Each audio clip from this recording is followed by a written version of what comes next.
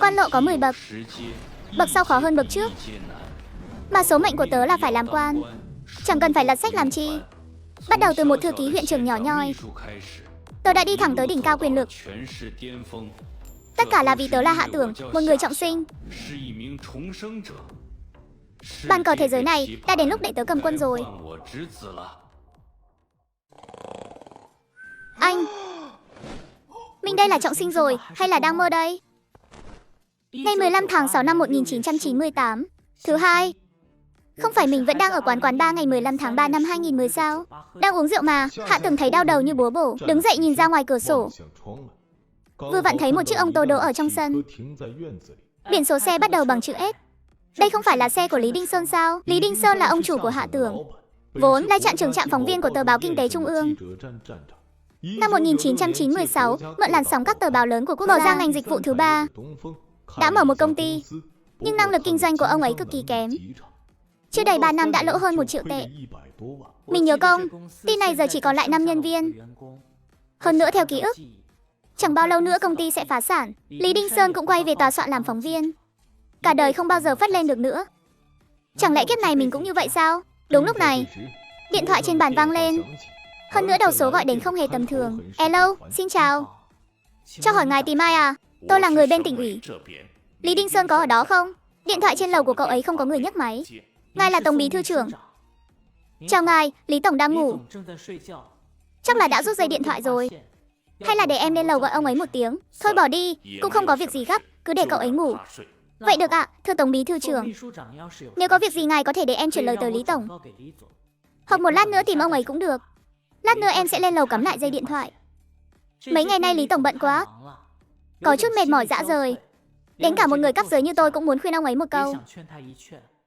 Hay là thử thay đổi tư duy, chuyển hướng một chút, có lẽ sẽ tốt hơn. Hạ Tưởng thực ra ngay từ đầu đã biết người gọi điện tới là Bí thư trưởng tỉnh ủy Tống Chiểu Độ.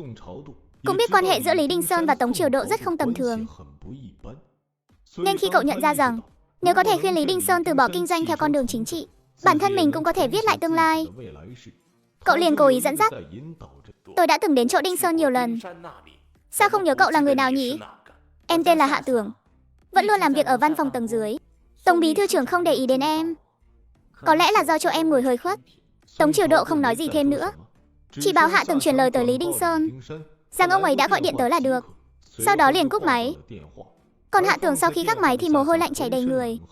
Ngay sau đó suy nghĩ một lát, liền lập tức lên lầu tìm Lý Đinh Sơn. Tiểu Hạ, có chuyện gì sao? Lý Tổng, về dự án màn hình tinh thể lỏng LCD lớn ngoài trời ở quảng trường nhà ga, em có một vài ý tưởng chưa chín chắn lắm. Muốn báo cáo với Lý Tổng một chút. Phải biết rằng vào năm 1998, màn hình LCD lớn ngoài trời tuyệt đối là một thứ cực kỳ mới mẻ. Lý Đinh Sơn vay ngân hàng 10 triệu tệ, định đặt một màn hình quảng cáo khổng lồ tại quảng trường trước nhà ga thành phố Yến Thị. Ngân hàng dù đã xong thủ tục, nhưng mặt bằng đất đai vẫn mãi không được phê duyệt, bị kẹt lại chỗ của thị trưởng Trần Phong. Điều này đối với Lý Đinh Sơn mà nói đúng là vận hạn đen đủi. Tôi nhớ là không lâu sau, giám đốc ngân hàng Lý Khai Lâm và bí thư trưởng tỉnh ủy Tống Chiểu Độ đều sẽ bị điều chuyển công tác.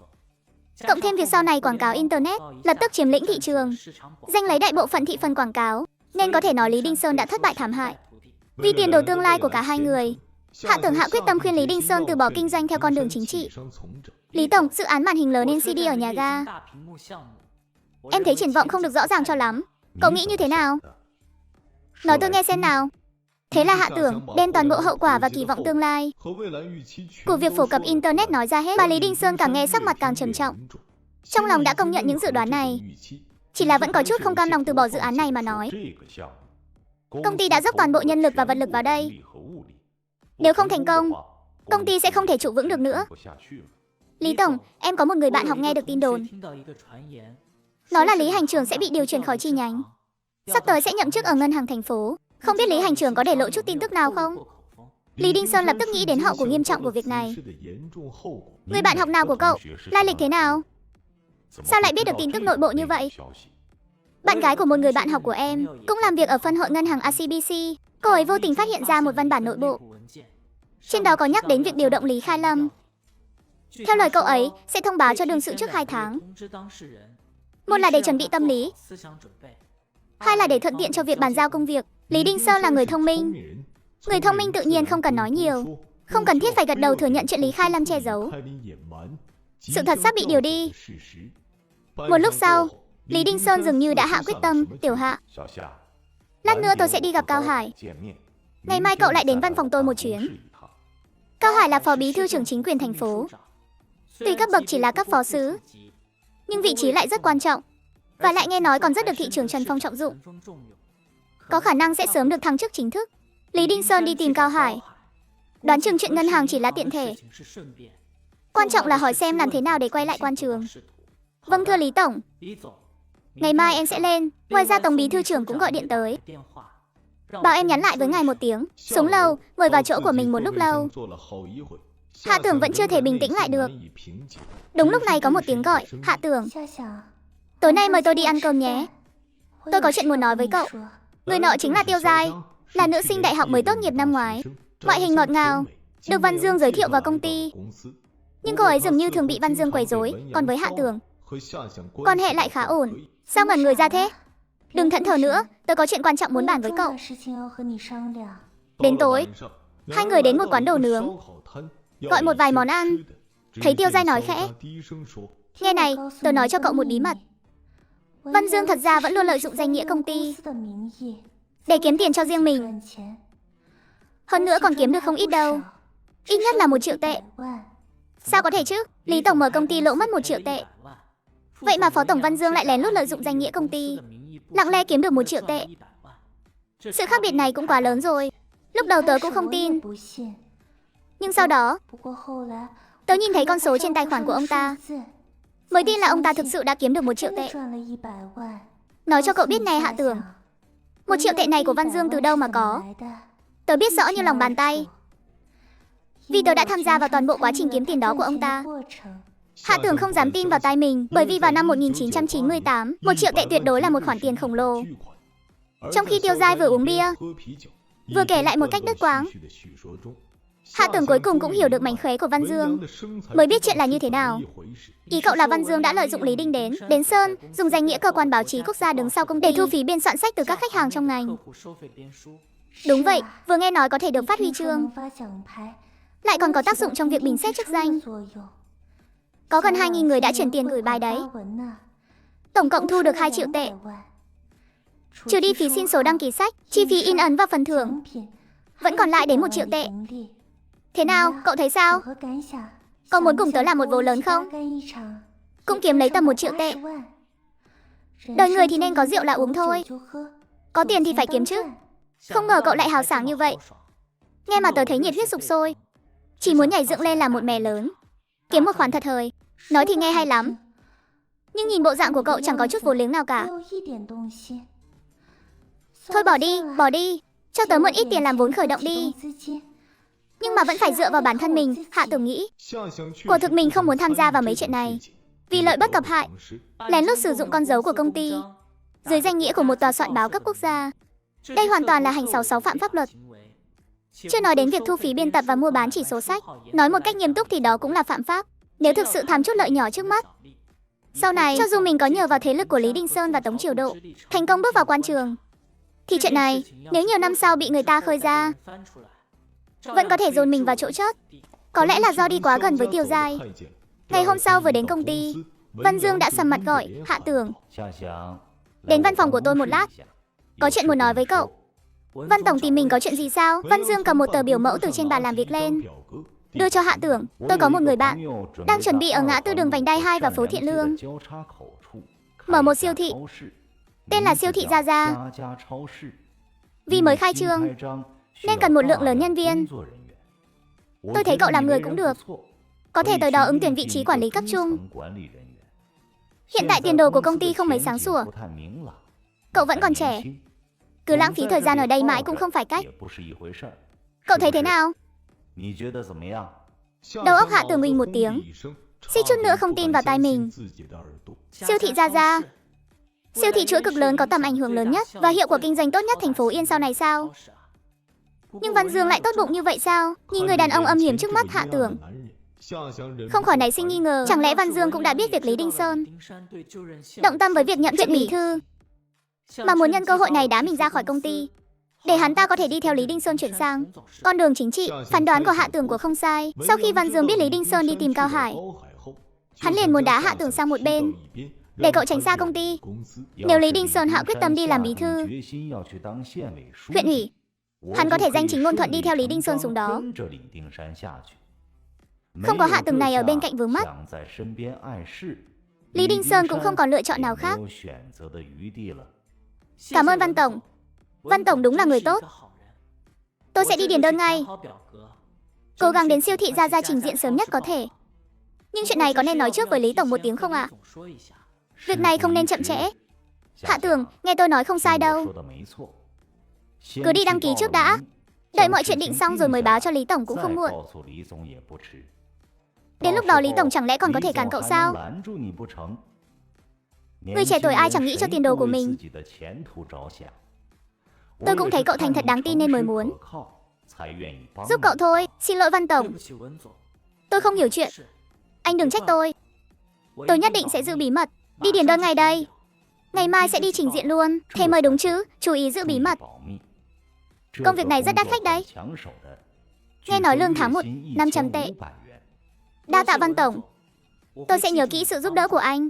Lúc nào rảnh nhất định sẽ mời anh đi ăn. Hạ Tường vừa rời khỏi văn phòng, nụ cười trên mặt Văn Dương lập tức biến mất. Trên mặt hắn thoáng hiện vẻ đắc ý tột cùng.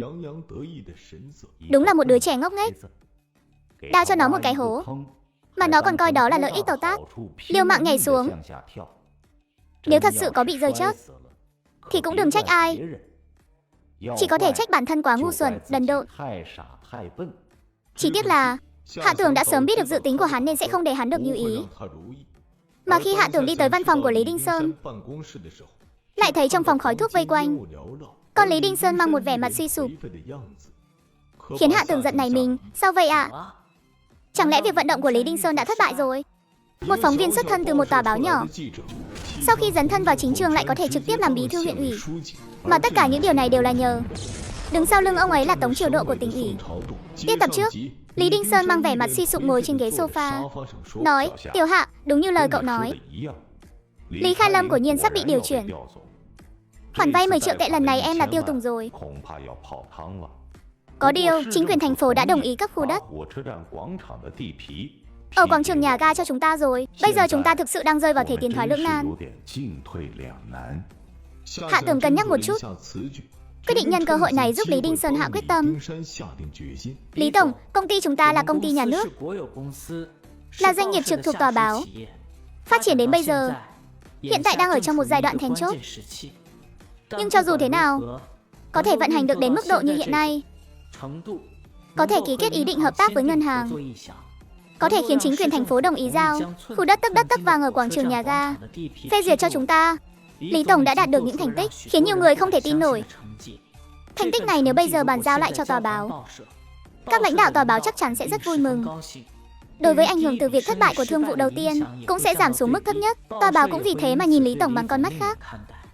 Nhưng nếu chúng ta tiếp tục kinh doanh, thành công thì sẽ có kẻ đến hớt tay trên, thất bại thì chúng ta càng không gánh vác nổi. Lý Đinh Sơn thực ra không phải là không nghĩ tới những điều này, chỉ là trong thời gian này, sau khi Tống Triều Độ vận động cho ông một vị trí bí thư huyện ủy, thì lại phải đối mặt với tình cảnh bản thân không mấy thuận lợi. Cho nên ông ấy đối với việc quay lại con đường quan lộ vẫn còn tràn đầy lo ngại. Hạ Tường có biết hay không, trong tỉnh ủy đang lan truyền câu nói gì sao? Hạ Tường không lên tiếng, chờ Lý Đinh Sơn mở miệng hỏi có khổ hay không.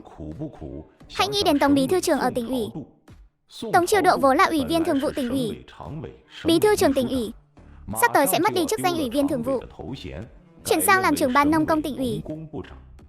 Ban nông công hừ hừ.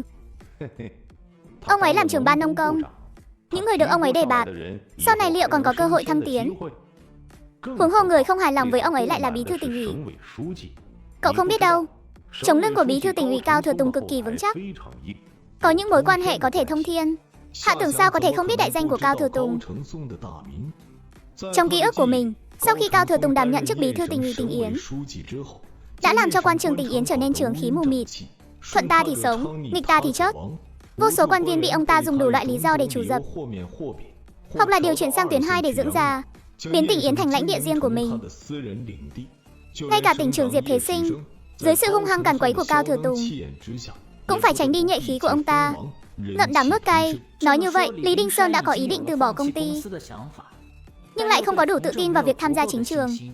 Lo lắng sau khi Tống Triều Độ thất thế, ông ấy sẽ bị vạ lây. Cho dù ông ấy có người quen ở cơ quan báo chí trung ương, nhưng nếu bí thư tỉnh ủy thực sự hạ quyết tâm xử lý một bí thư huyện ủy nhỏ bé thì cũng chỉ là chuyện dễ như trở bàn tay. Nhưng vì tương lai tiền đồ của mấy người bọn họ, Hạ Tưởng nhất định phải xóa bỏ nỗi lo của Lý Đinh Sơn. Em có một ý tưởng chưa được chín chắn lắm. Nếu Lý Tổng sẵn lòng lắng nghe thì em xin phép được múa rìu qua môi xuống nói đi.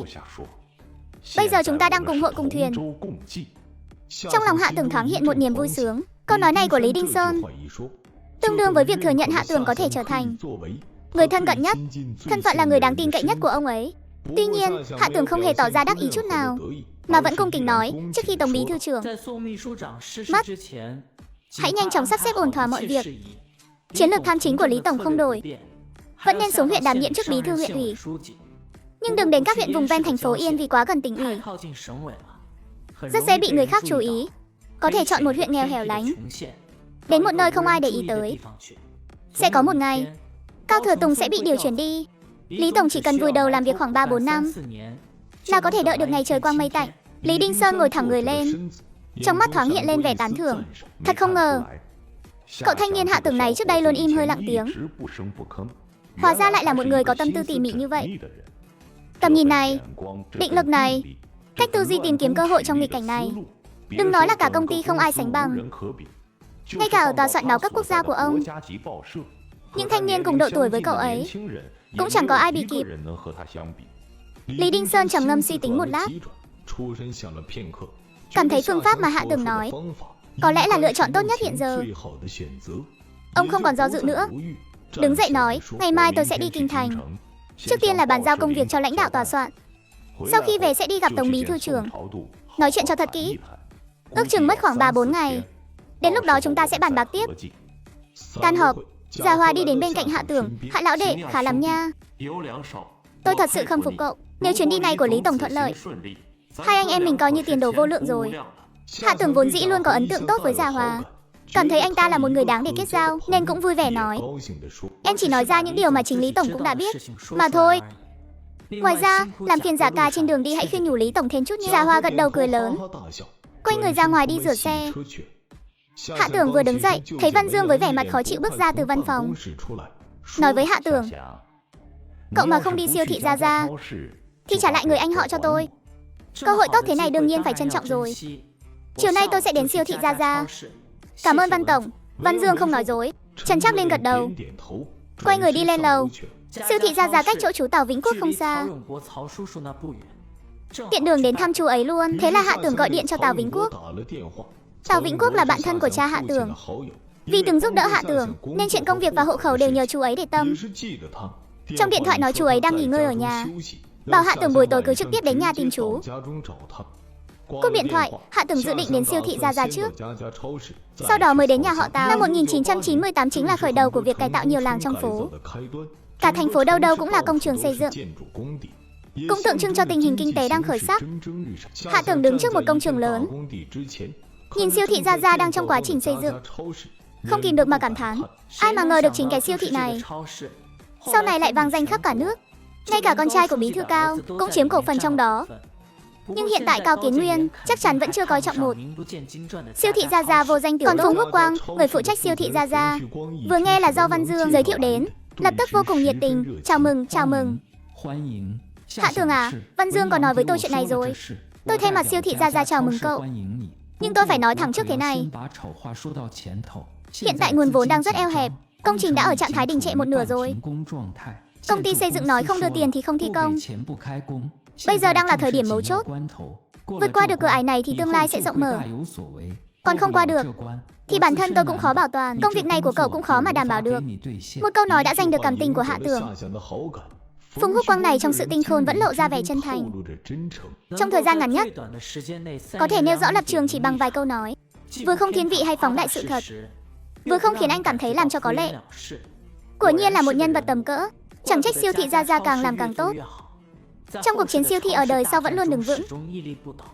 Năng lực cá nhân của Phùng Quốc Quang cũng chiếm một phần rất lớn. Nếu tôi có 1 triệu để góp vốn Phùng tổng tính cho tôi bao nhiêu cổ phần? Trước mặt người tin tưởng không nói lời giả dối. Vì ấn tượng với siêu thị Gia Gia rất tốt. Ấn tượng ban đầu về Phùng Húc Quang cũng không tệ. Nên cậu trực tiếp đưa ra một vấn đề đủ khó. Trong mắt Phùng Húc Quang lóe lên một tia ngờ vực, nhưng vẫn cười ha hả nói, bây giờ là lúc mấu chốt. 1 triệu tiền vốn có thể giải quyết khó khăn trước mắt. Tôi có thể quyết định, tính cho cậu 10% đi. Nhưng Hạ Tưởng này, cậu có tiền không? Tôi không có tiền. Nói vậy là cậu có thể giúp tôi tìm được 1 triệu tiền đầu tư sao? Em là không thể.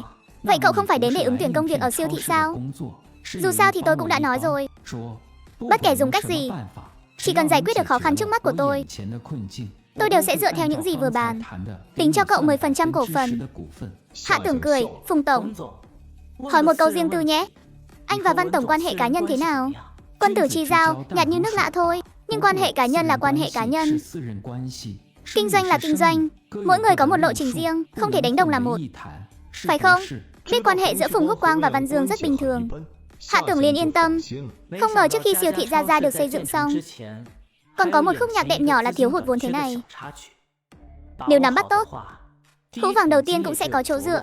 Buổi tối khi Hạ Tưởng xách quà cáp chạy đến, là con gái của Tào Vĩnh Quốc, Tào Thư Lệ ra mở cửa. Tào Thư Lệ coi như là đàn em khóa dưới của Hạ Tưởng. Hai người cũng không tính là xa lạ. Hạ Tưởng đến rồi à? Mau vào đi, bên ngoài nóng lắm. Tào Vĩnh Quốc là cục trưởng cục xây dựng thành phố, cũng là một cán bộ cấp sở. Lúc này ông đang ngồi trên sofa đọc báo. Thấy Hạ Tưởng đi vào liền ngẩng đầu lên. Ông ấy gật đầu. Hạ Tưởng tới rồi à? Cứ tự nhiên đi. Hạ Tưởng và Tào Vĩnh Quốc nói chuyện phiếm về một số vấn đề trong công ty. Ý định của Hạ Tưởng là muốn giúp Tào Vĩnh Quốc một tay. Bởi vì theo ký ức, sau này Tào Vĩnh Quốc bị điều chuyển đến cục đo đạc. Cả đời cũng không có tiến triển gì thêm. Giám đốc công ty cháu tên là Lý Đinh Sơn. Không biết Tào bà có quen không? Chú có nghe nói qua người này. Từng gặp mặt vài lần, nhưng không có qua lại gì nhiều. Cháu rất khâm phục Lý tổng. Chú ấy làm việc rất nỗ lực, luôn dựa vào năng lực của bản thân, chứ không dựa dẫm vào quan hệ. Thực ra chú ấy có một người bạn học rất thân ở trong tỉnh ủy, hình như tên là Tống Triều Độ. Nhưng chú ấy cũng không nhờ vả giúp đỡ. Tào Vĩnh Quốc giật mình kinh ngạc. Tống Triều Độ là bí thư trưởng tỉnh ủy. Tống Triều Độ là nhân vật có tiếng trong giới quan trường. Tào Vĩnh Quốc biết rõ, thiếu sót lớn nhất của ông chính là nền tảng. Mà từ khi bí thư tỉnh ủy Cao Thừa Tùng lên nhậm chức, ông cảm nhận rõ rệt áp lực. Nếu có thể kết giao với Tống Triều Độ, ít nhất là trong ban thường vụ, sẽ có thêm một người nói đỡ cho mình. Chắc là vậy, cụ thể cháu cũng không hỏi kỹ. Chỉ là cháu từng nghe chú ấy nhận điện thoại. Đối phương tự xưng là người của tỉnh ủy. Tống Triều Độ sao? Chú biết người đó.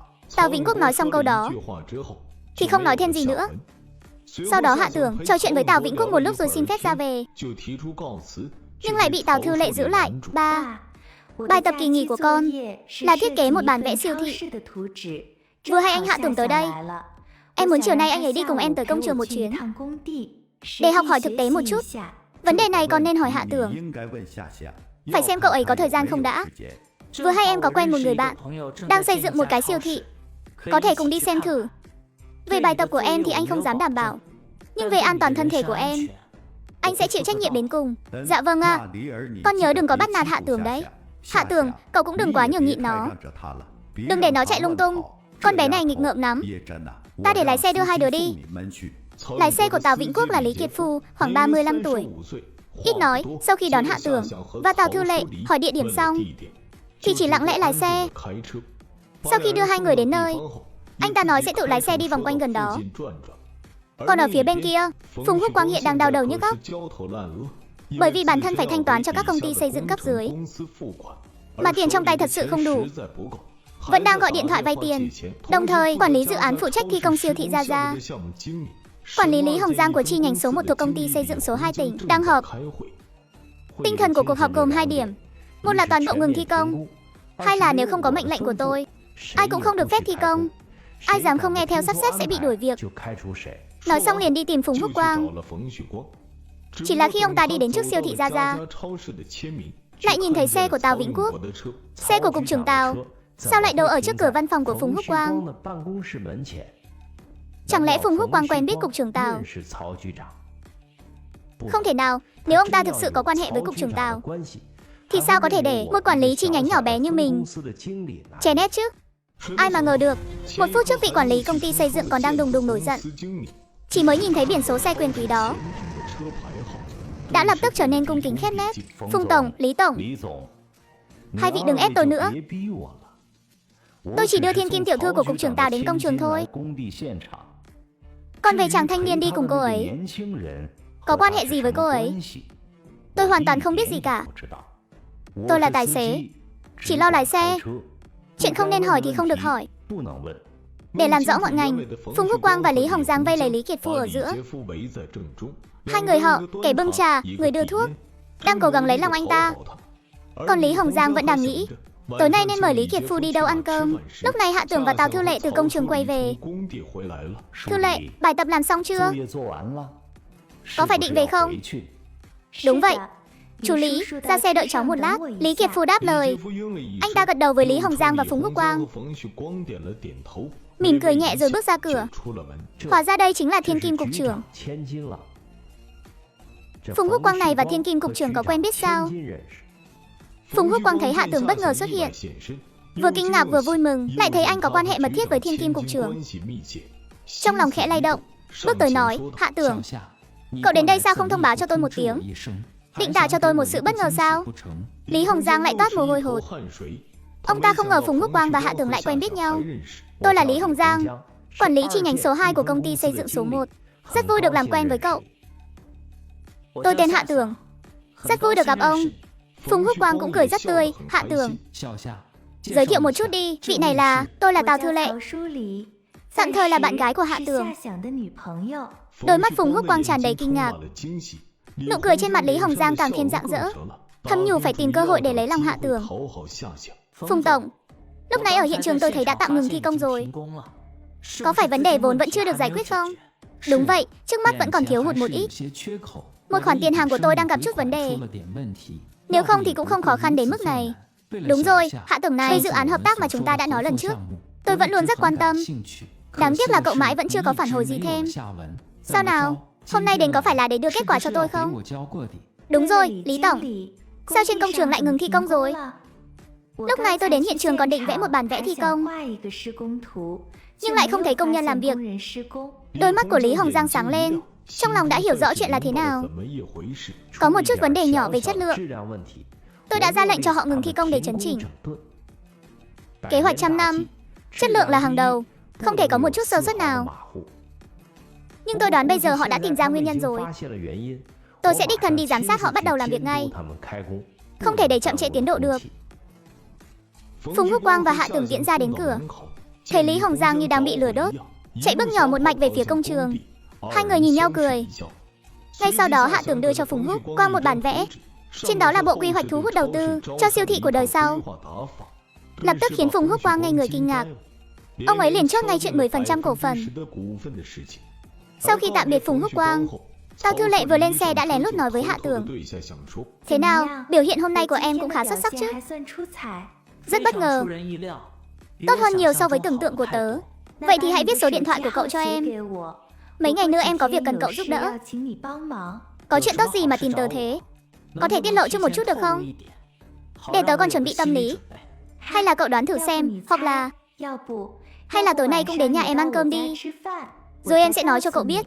Hạ Tưởng lập tức khéo léo từ chối, vì nếu lại đến nhà họ Tào thì sẽ là không biết điều, dễ khiến người ta thấy phiền. Dù sao thì mối quan hệ với nhà họ Tào vẫn chưa thân thiết đến mức giao du bình đẳng. Còn Lý Đinh Sơn, người đã hứa sẽ quay lại vào thứ hai, mai đến thứ ba mới cùng dạ hòa, vội vã từ kinh thành trở về. Thấy vẻ mặt ông ấy tuy mệt mỏi nhưng không giấu nổi sự nhẹ nhõm. Hạ Tưởng biết đa phần là chuyện đã thành rồi, tòa soạn đã đồng ý cho đi. Tuy nhiên tòa soạn có một điều kiện, đó là bảo tôi chỉ định trước một người am hiểu nghiệp vụ của công ty, tạm thời thay thế chức vụ tổng giám đốc. Với tình hình hiện tại của công ty, không còn lựa chọn nào khác, tôi đã tiến cử Văn Dương. Để Văn tổng tiếp quản công ty cũng là lẽ đương nhiên. Chẳng lẽ Văn tổng không đồng ý sao? Đúng vậy, khi tôi bàn bạc với Văn Dương, anh ta đã không đồng ý, nói rằng mình không có năng lực điều hành công ty, hy vọng có thể đi theo bên cạnh tôi. Hạ Tưởng thầm mắng Văn Dương đúng là con cáo già, vừa thấy đi theo Lý Đinh Sơn xuống huyện có lợi lộc, mà ngay cả chức tổng giám đốc công ty cũng không cần. Nếu Lý tổng cứ nhất quyết bắt Văn tổng làm tổng giám đốc thì sao? Em là không được. Văn Dương có lẽ sẽ được điều về tỉnh đoàn. Thực ra điều tôi lo lắng là Nếu Văn Dương không tiếp quản công ty, tòa soạn sẽ do dự không biết nên cử ai đến tiếp nhận. Nếu cuối cùng quyết định cử một người từ trụ sở chính đến, thì sẽ phát sinh thêm rất nhiều rắc rối. Ví dụ như phải bàn giao, phải thẩm định, rồi người được cử đến. Biết đâu vẫn còn công việc đang dang dở cần xử lý. Vân vân, cứ kéo dài như vậy có khi 1-2 tháng trôi qua. Đúng là một đợt sóng chưa yên, một đợt sóng khác lại tới. Nếu thực sự quá 1-2 tháng nữa, không chỉ Tống Chiều Độ không còn sức lực để lo liệu chuyện của Lý Đinh Sơn, mà cuộc khủng hoảng của công ty cũng sẽ bùng phát toàn diện. Lý Đinh Sơn chắc chắn sẽ lún sâu vào vũng bùn không thể thoát ra. Bây giờ chỉ có thể nhờ cậu đi khuyên nhủ Văn Dương, cố gắng tìm cách để anh ta chấp nhận công ty. Tôi sẽ trực tiếp đi gặp Tống Chiều Độ, để ông ấy bắt đầu sắp xếp các công việc liên quan. Tóm lại phải tận dụng mọi khả năng trước khi ông ấy rời đi, để chốt hạ sự việc. Chỉ cần quyết định bổ nhiệm được ban xuống, lúc đó dù có xích mích với tòa soạn một chút, thì cũng là chuyện bất khả kháng thôi. Tôi sẽ cố gắng làm công tác tư tưởng với Văn Tổng, hy vọng mọi chuyện có thể giải quyết ổn thỏa. Mảng tuyên truyền giúp ích rất lớn cho sự nghiệp chính trị. Lý Tổng là người trong giới truyền thông, đây cũng là một tấm bùa hộ mệnh khiến người ta phải kiêng dè vài phần. Tiểu Hạ, cậu nói như vậy lại khiến tôi càng thêm tin tưởng vào cậu. Đến lúc đó phải theo tôi tới tận một huyện nghèo. Liệu cậu có nỡ rời xa sự phồn hoa của tỉnh lỵ không? Một người quan trọng không phải là ở đâu, mà quan trọng là có thể làm được gì. Tôi tin rằng chỉ cần đi theo Lý Tổng, sẽ có ngày được thấy sự huy hoàng của Lý Tổng. Trong xương tủy Lý Đình Sơn vẫn là một văn nhân, luôn có chút phong thái của giới trí thức. Tuy lời của Hạ Tưởng rất hợp ý ông cười lớn ha ha. Còn buổi chiều khi vừa làm việc, Hạ Tưởng đang đợi Văn Dương xuất hiện, thì lại bất ngờ đợi được Tiêu Giai. Hạ Tưởng, em đã gửi 5.000 bức thư rồi, hiện giờ đang lần lượt nhận được thư hồi âm. Ước tính khiêm tốn cũng phải có 3.000 người mắc bẫy. Không đúng, là 3.000 người chuyển tiền. Em đã tính kỹ cả rồi, ít nhất có thể kiếm được 1,5 triệu. Phát tài rồi. Hạ Tưởng nhìn dáng vẻ hớn hở của Tiêu Giai, nhưng vẫn không kìm được mà nhắc nhở cô. Cũng không biết là nên chúc mừng em, hay là nên khuyên em dừng tay lại. Nhưng đó là em nhất định sẽ làm cho đến cùng, nên tôi cũng không nói gì thêm nữa. Chỉ muốn nói với em một câu, biết dừng lại đúng lúc. Sao trông anh chẳng có vẻ gì là vui mừng thế? Thành công lớn như vậy, dù thế nào cũng nên ăn mừng một chút chứ. 1,5 triệu này cũng có một nửa của anh. Em sẽ chia cho anh 750.000. Tôi không hề góp sức, cũng không tham gia, không có lý do gì để nhận tiền. Cảm ơn ý tốt của em. Đồ nhát gan, sợ sau khi chuyện vỡ lở sẽ liên lụy đến anh đúng không? Anh yên tâm, anh cứ việc nhận tiền đi. Nếu thật sự xảy ra chuyện, một mình em gánh chịu. Tuyệt đối sẽ không để anh phải chịu chút trách nhiệm nào. Với lại em đã nộp đơn xin nghỉ việc ở công ty rồi, sau này cũng sẽ không tới công ty nữa. Anh có số điện thoại của em rồi. Đợi Tiêu Giai đi rồi, Hạ Tưởng mới nhớ đến cô ấy, còn muốn nói với cô ấy về việc Lý Đinh Sơn sắp rời khỏi công ty. Nhưng vì cô ấy đã từ chức rồi, nên đối với biến động của công ty cũng không còn quan trọng nữa. Nếu thật sự để Văn Dương làm sếp tổng công ty, nếu ông ta biết chuyện của Tiêu Giai, hay biết được những chuyện sai trái mình đã làm, mà lấy chuyện này để uy hiếp ông ta, thì em là ông ta chỉ còn nước phục tùng. Lúc hơn 4 giờ, Văn Dương đã đến công ty. Ông ta nhìn thấy Hạ Tưởng thì thoáng sững người, sau đó khó chịu nói, Hạ Tưởng, cậu vào văn phòng tôi một lát, tôi có chuyện muốn nói với cậu. Được. Vừa hay tôi cũng có chuyện muốn bàn bạc với Văn Tổng. Cậu đã đến siêu thị Gia Gia chưa? Đã bàn bạc với Phùng Húc Quang chưa? Nếu cậu không biết trân trọng cơ hội trước mắt, thì hãy trả lại đơn đăng ký cho tôi. Người đang xếp hàng chờ vào siêu thị Gia Gia làm việc nhiều lắm. Đưa cho cậu là vì tôi coi trọng cậu, đừng có mà không biết điều. Lý Tổng muốn theo con đường chính trị, có ý định để ông tiếp quản công ty. Tại sao ông lại không biết điều hả, Hạ Tưởng? Xin hãy chú ý đến thân phận của ông. Cậu có thái độ gì thế hả? Dám nói chuyện với tôi như vậy sao? Văn Tổng, ông khác với Lý Tổng. Lý Tổng là một người có lý tưởng, có hoài bão, đồng thời cũng là một người có nguyên tắc. Còn ông là một kẻ hám tiền, vì tiền mà không từ thủ đoạn. Ông không hợp với quan trường đâu. Quan trường chỉ làm hại ông thôi, khiến ông không bao giờ có ngày ngóc đầu lên được. Năm nay ông 36 tuổi rồi mà mới chỉ ở cấp khoa. Nếu thật sự xuống huyện, cho dù có làm cục trưởng thì tiền đồ được bao nhiêu chứ? Nếu ông thật sự có tài làm chính trị, thì đã không lẹt đẹt ở tỉnh đoàn đến tận bây giờ mà vẫn chưa có thành tựu gì. Thực ra, lựa chọn tốt nhất của ông lúc này chính là tiếp quản công ty. Làm người đứng đầu, thực sự muốn kinh doanh công ty phát đạt. Chẳng lẽ lại thiếu phần lợi ích của cậu sao? Nụ cười trên mặt Hạ Tường nhàn nhạt như có như không, còn mang theo một chút ý vị thâm trường. Những lời từ chối thản nhiên ấy giống như một lưỡi dao sắc bén đâm thẳng vào tim Văn Dương. Cậu dựa vào cái gì mà dám chỉ tay năm ngón với tôi?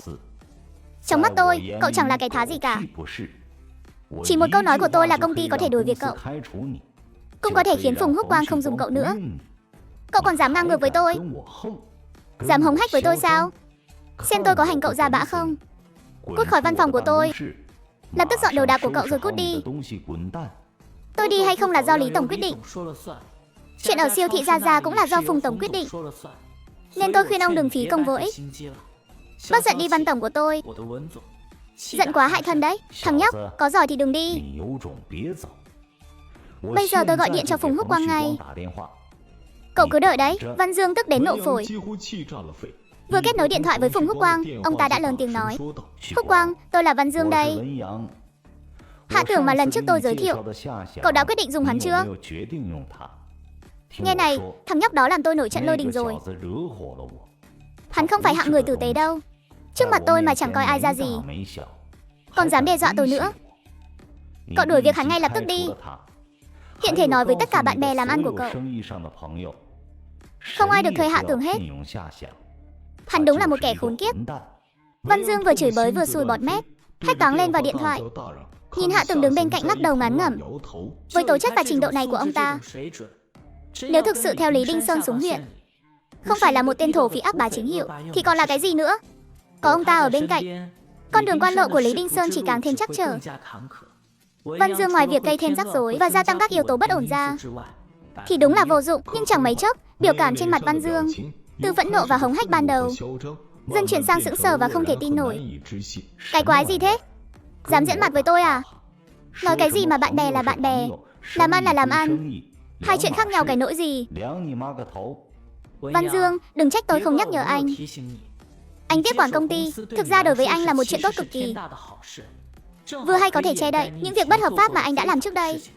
Nếu không thì, nếu anh rời công ty hoặc để người khác tiếp quản, thực sự muốn lật lại chuyện cũ, coi chừng anh dọn không sạch đâu. Văn Dương không dám nhìn thẳng, vẻ mặt đầy thất bại và kinh hãi. Anh ta biết chuyện mình làm sổ sách giả chắc chắn là đã bị lộ ra ngoài rồi. Nhìn thấy cảnh này, Hạ Tưởng biết rằng cái thóc này đã đủ để khiến Văn Dương ngoan ngoãn tiếp nhận công ty. Thế là cậu bước ra ngoài.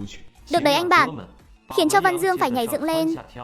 Không ngờ anh ta lại bị cậu thu xếp gọn gàng như vậy. Lý Tổng đã nói rồi, ông ấy và Văn Dương quen biết nhau quá lâu, nên luôn ngại không muốn nói anh ta.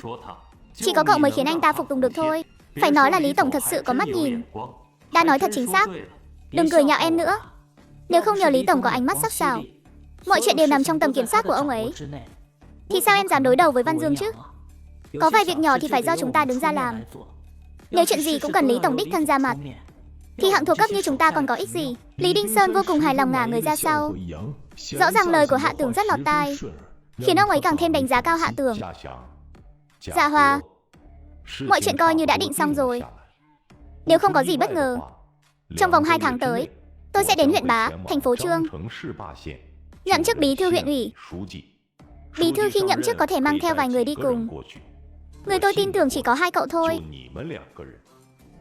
Gia Hòa vẫn làm tài xế, Hạ Tưởng thì đi theo bên cạnh tôi. Trước tiên cứ làm công việc hàng ngày với thân phận thư ký. Hạ Tưởng, cậu đã tốt nghiệp đại học. Gia Hòa tuy không có bằng cấp, nhưng 2 cậu đi theo tôi sẽ không phải chịu thiệt đâu. Trong vòng nửa năm, tôi sẽ cố gắng giải quyết biên chế cán bộ cho Gia Hòa. Còn về Hạ Tưởng, ít nhất cũng phải một bước tiến vào ngưỡng cửa phó khoa. Cảm ơn sự tin tưởng của Lý Tổng. Tôi nhất định sẽ dốc hết sức mình, giúp Lý Tổng giải quyết những việc vặt vãnh. Không đáng bận nói lời là những việc lớn đương nhiên phải do Lý Đinh Sơn quyết định. Tôi đã theo Lý Tổng vài năm rồi, con đường sau này còn dài. Cứ xem hành động của tôi là rõ. Tiếp cho cây thu hải đường tôi đã trồng 2 năm nay. Tôi vừa đi, em lại chẳng còn ai chăm sóc nó kỹ lưỡng nữa. Nhưng Hạ Tưởng này, cậu nghĩ liệu Văn Dương có tiếp nhận công ty không? Chắc là có, không phải chắc là, mà nhất định là có. Lý Đinh Sơn lặng lẽ quay người, nhìn dòng chữ trên tường. Anh ta đã biên soạn một bộ sách, kiếm được không ít tiền. Tôi không trách anh ta. Theo tôi mà không nhận được lợi ích gì, Trong lòng anh ta bất mãn cũng là chuyện bình thường. Tôi sẽ tha cho anh ta một lần. Nhưng đã dám tự tiện mạo danh công ty, lại còn mượn danh tòa soạn để biên soạn sách, dám làm thì phải dám chịu trách nhiệm.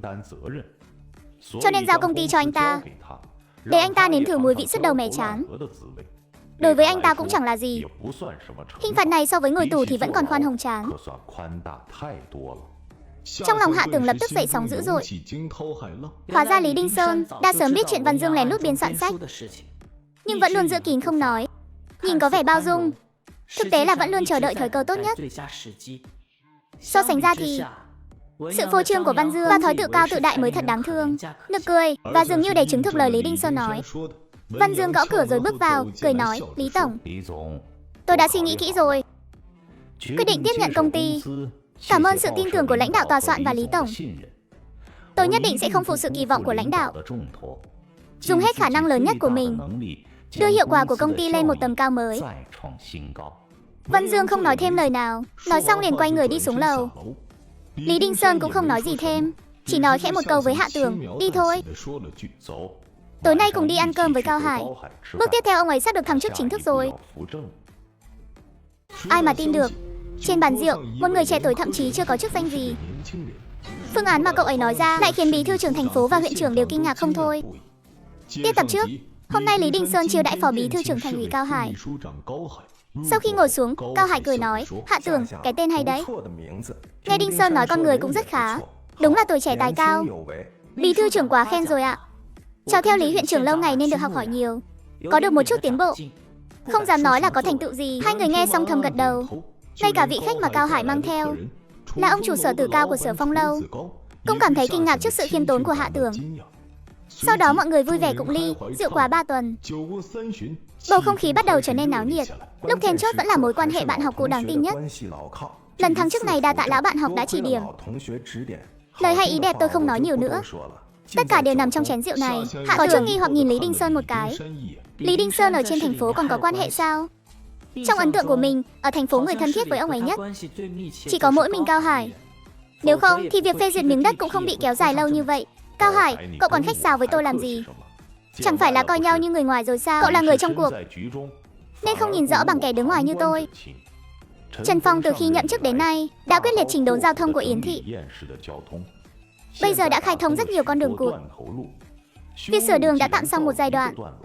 Bước tiếp theo phải làm gì, đương nhiên không khó đoán. Lý Đinh Sơn thao thao bất tuyệt, nói về tầm nhìn phát triển bất động sản tại Yến Thị trong tương lai. Đã nói được đến 7-8 phần. Mọi người nghe cũng thấy vô cùng thú vị. Trong lúc đó Hạ Tường và Chu Tử Cao bắt đầu trò chuyện. Chu Tổng, chuyện kinh doanh ở Sở Phong Lâu của anh hiện giờ vẫn tốt chứ? Lượng khách ít quá, giao thông không thuận tiện, lại còn khó đỗ xe. Bây giờ chỉ là đang gắng gượng duy trì mà thôi. Hôm nay tôi chính là muốn thăm dò chút tin tức từ Cao bí thư trưởng, xem trong vòng 1-2 năm tới ở phố Bắc Đại liệu có khả năng cải tạo hay không. Nếu đến năm 2000 mà vẫn không có động tĩnh gì thì Sở Phong Lâu của tôi chỉ đành đóng cửa dẹp tiệm thôi. Chu Tử Cao vẻ mặt đầy lo lắng, biểu cảm cương điệu, ít nhiều cũng có vài phần là diễn kịch. Bởi vì bên cạnh từ lầu của ông ta có một trạm rác, mãi không chịu rời đi nên cũng khiến lượng người qua lại rất ít. Vì thế Hạ Tường cũng có thể đoán được hiện tại trong lòng ông ta của thật không chắc chắn. Trạm rác phía sau Sở Phong Lâu chắc là sẽ sớm được di rời toàn bộ thôi, nếu không sẽ không phù hợp với quy hoạch phát triển của toàn thành phố. Một khi việc di rời trạm rác được lập dự án thành công, Chu Tổng có suy nghĩ gì không? Quan trọng nhất vẫn là sự hỗ trợ chính sách từ thành phố, có thể đả thông được ngã tư Chữ Đinh ở phía Bắc. Một khi có thể thu hút được dòng xe và người qua lại, giá trị thương mại của đoạn phố Bắc Đại này sẽ tăng lên, có thể làm sống dậy tất cả các nhà hàng và cửa hiệu ở đoạn đường này. Mà Hạ Tường nhớ rõ chuyện này có khả năng sẽ ảnh hưởng đến con đường quan lộ của Trần Phong và Cao Hải. Chính là lúc cưỡng chế đả thông ngã tư này, tổn thất giải tỏa mặt bằng và dư luận tạo ra là cực lớn. Thêm vào đó là sự xuất hiện của cầu vượt sau này, nên khi con đường được thông suốt cũng chính là ngày Trần Phong thất thế. Tục ngữ có câu, phải làm sao cho bạn bè càng nhiều càng tốt, cho nên Hạ Tường phải âm thầm giúp đỡ đồng minh của mình, mở rộng ngã tư Chữ Đinh, đả thông phố Bắc Đại với đường vành đai 2 phía Bắc. Tuy khả thi, nhưng cái giá phải trả quá lớn và cũng mất quá nhiều thời gian. Ước chừng thành phố nhất thời khó mà hạ quyết tâm. Đợi đến khi thành phố thực sự quyết tâm hành động, ít nhất cũng phải đến năm 2000. Bởi vì hiện tại, trọng tâm của thành phố đang đặt vào việc cải tạo các khu làng trong thành phố. Tạm thời vẫn chưa thể để tâm đoạn đường ngắn ngủi 500 mét này của phố Bắc Đại. Nếu thực sự phải đợi thêm 2 năm nữa, chẳng biết Chu tổng có còn đủ kiên nhẫn này không? Chúng tôi làm kinh doanh nhỏ, lấy đâu ra nhiều vốn đến thế? Và sự kiên nhẫn lâu như vậy, chỉ sợ muốn kiên trì đến cùng cũng không bù lỗ nổi. Cháu học chuyên ngành kiến trúc, bình thường cũng hay thích nghiên cứu. Có một ý tưởng chưa được chín chắn cho lắm, có thể nói cho Chu đồng nghe thử. Dù sao cũng là trên bàn. Những lời nói nếu có gì không đúng thì cứ coi như là lời say rượu nói càn. Hạ Tưởng vừa khéo đặt ra một cái giọng điệu trước. Cậu ấy không muốn để Lý Đinh Sơn và Cao Hải nghĩ rằng mình là người ngông cuồng. Điểm mấu chốt của toàn bộ đoạn phố Bắc Đại chính là một trạm trung chuyển rác. Chỉ cần chặn rác rời đi là có thể vực dậy toàn bộ phố Bắc Đại. Việc thông suốt giao lộ nút thắt mặc dù có lợi ích rất lớn trong việc giảm bớt áp lực giao thông Nam Bắc của Yến thị, nhưng xét về lâu dài lại không thật sự cần thiết. Bởi vì với bố cục đô thị hiện tại của Yến thị, tương lai chắc chắn phải phát triển hệ thống cầu vượt. Lời còn chưa dứt, sắc mặt Cao Hải đã thay đổi. Ông ấy ngắt lời Lý Đinh Sơn, rồi đầy hứng thú nhìn về phía Hạ Tưởng. Ý tưởng rất mới lạ. Tiểu Hạ, nói tiếp đi. Hạ Tưởng cũng không ngờ tai của Cao Hải lại thế như vậy, có chút ngại ngùng nói, cháu chỉ là nói bừa thôi ạ. Sao dám múa rìu qua mắt Cao bí thư trưởng được? Cao bí thư trưởng đừng trêu chọc cháu nữa. Cháu chỉ muốn nói chuyện phiếm với Chu tổng một chút. Nhỡ đâu ông ấy nghe xong thấy vui, tặng cháu một cái thẻ giảm giá, thì cháu đã mãn nguyện lắm rồi. Chứ không dám nói bậy trước mặt chú đâu ạ. Chẳng lẽ thấy Đinh Sơn trông nho nhã thì cậu nghĩ anh ta có tài? Còn tôi trông béo tốt thế này lại là kẻ bất tài vô dụng sao? Tiểu Hạ, đừng có trông mặt mà bắt hình dong nhé. Tôi đang rất khiêm tốn lắng nghe cao kiến của cậu đây. Ấn tượng của Hạ Tưởng về Cao Hải tốt lên rất nhiều. Cậu khẽ mỉm cười khiêm tốn, bèn mở miệng nói, chỉ cần thành phố Hạ quyết tâm di rời bãi rác đi, rồi biến phố Bắc thành phố đi bộ. Sau đó Sở tổng có thể liên kết với ông chủ của vài tử lầu, cùng góp vốn vài chục vạn. Tại nơi bãi rác đã được dọn trống, xây dựng một quảng trường giải trí nhỏ, rồi trồng hoa cỏ và những khoảng đất trống ở Bách Tính và Diên An, đặt thêm vài chiếc ghế dài dưới tán cây. Nếu kinh phí dư giả thì xây thêm 2-3 cái đình nghỉ chân nhỏ, có được môi trường thoải mái, tự nhiên sẽ thu hút người dân sống xung quanh đến đây đi dạo. Khi lượng người vui chơi đông lên, không bao lâu sau sẽ chuyển hóa thành lượng khách hàng. Ánh mắt của Cao Hải vẫn luôn không rời khỏi Hạ Tưởng. Ánh mắt ông lay động, trong lòng thoáng qua một tia chua xót. Sự chứng minh của biết bao chuyên gia, kết luận rút ra từ nhiều nghiên cứu của Cục Quy hoạch, lại không bằng những lời nói trên bàn rượu của chàng thanh niên trước mắt này.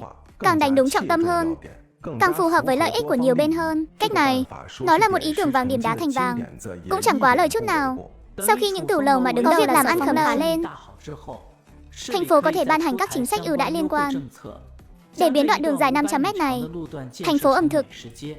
Biết đâu sau này còn có thể trở thành một địa danh nổi tiếng, nhà nhà đều biết ở thành phố Yến. Nghe qua thì giống như những lời bàn luận viển vông của một thanh niên chưa trải sự đời.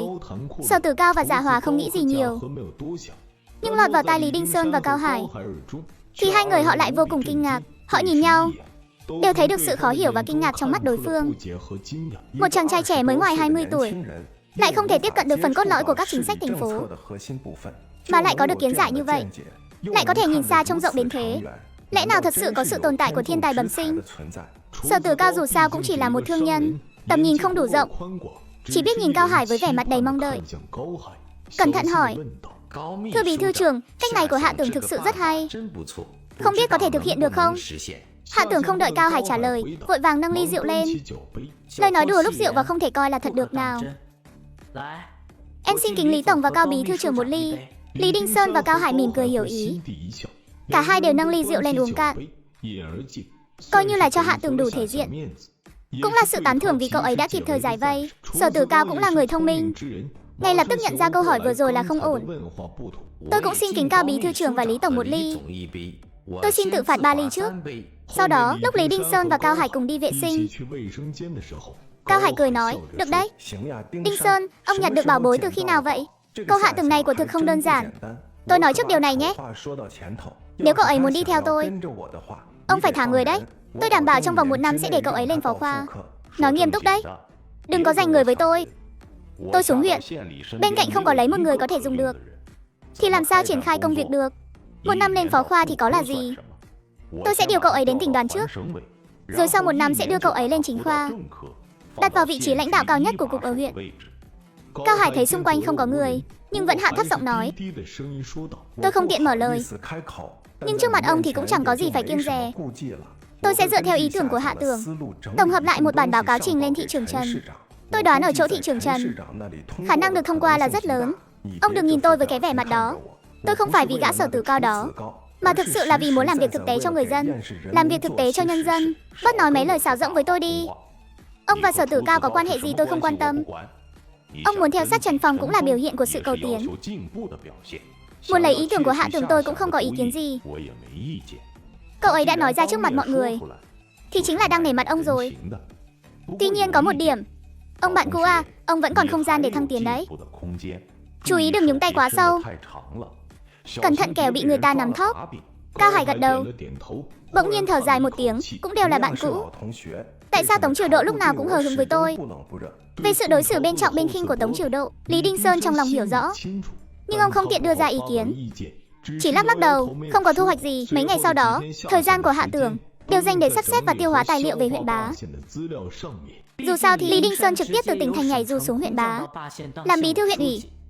Nhìn thì có vẻ phong quang nhất thời, nhưng sau khi nhảy dù xuống, ở địa phương không có bất kỳ nền tảng nào, nếu không có chút thủ đoạn nào, đừng nói là lập được thành tích. Trong vòng 3 năm có mở ra được cục diện hay không còn chưa biết được. Xem được một lúc, lại nghe thấy tiếng chuông điện thoại vang lên, nhìn qua là Lý Đinh Sơn gọi tới và bảo cậu nhanh chóng đến công ty hội quân với ông. Khi mấy người lên xe, Lý Đinh Sơn mới nói ra nguyên nhân vội vàng như vậy. Hạ Tưởng, đã xảy ra chuyện rồi. Vốn dĩ ban đầu đã định là do bí thư thành ủy Trương Thành, Thẩm Phục Minh sẽ tiếp nhận chức vụ của Tống Triều Độ, rồi thị trưởng Trương Thành là Hồ Tăng Chu sẽ thăng tiến lên làm bí thư thành ủy. Kết quả không biết xảy ra vấn đề ở đâu, Kinh Thành đột nhiên nhảy dù xuống một Tiền Cảnh Tùng, trực tiếp tiếp nhận chức bí thư trưởng tỉnh ủy. Mong muốn thăng tiến của Thẩm Phục Minh đã tan thành mây khói, chắc chắn trong lòng rất tức giận.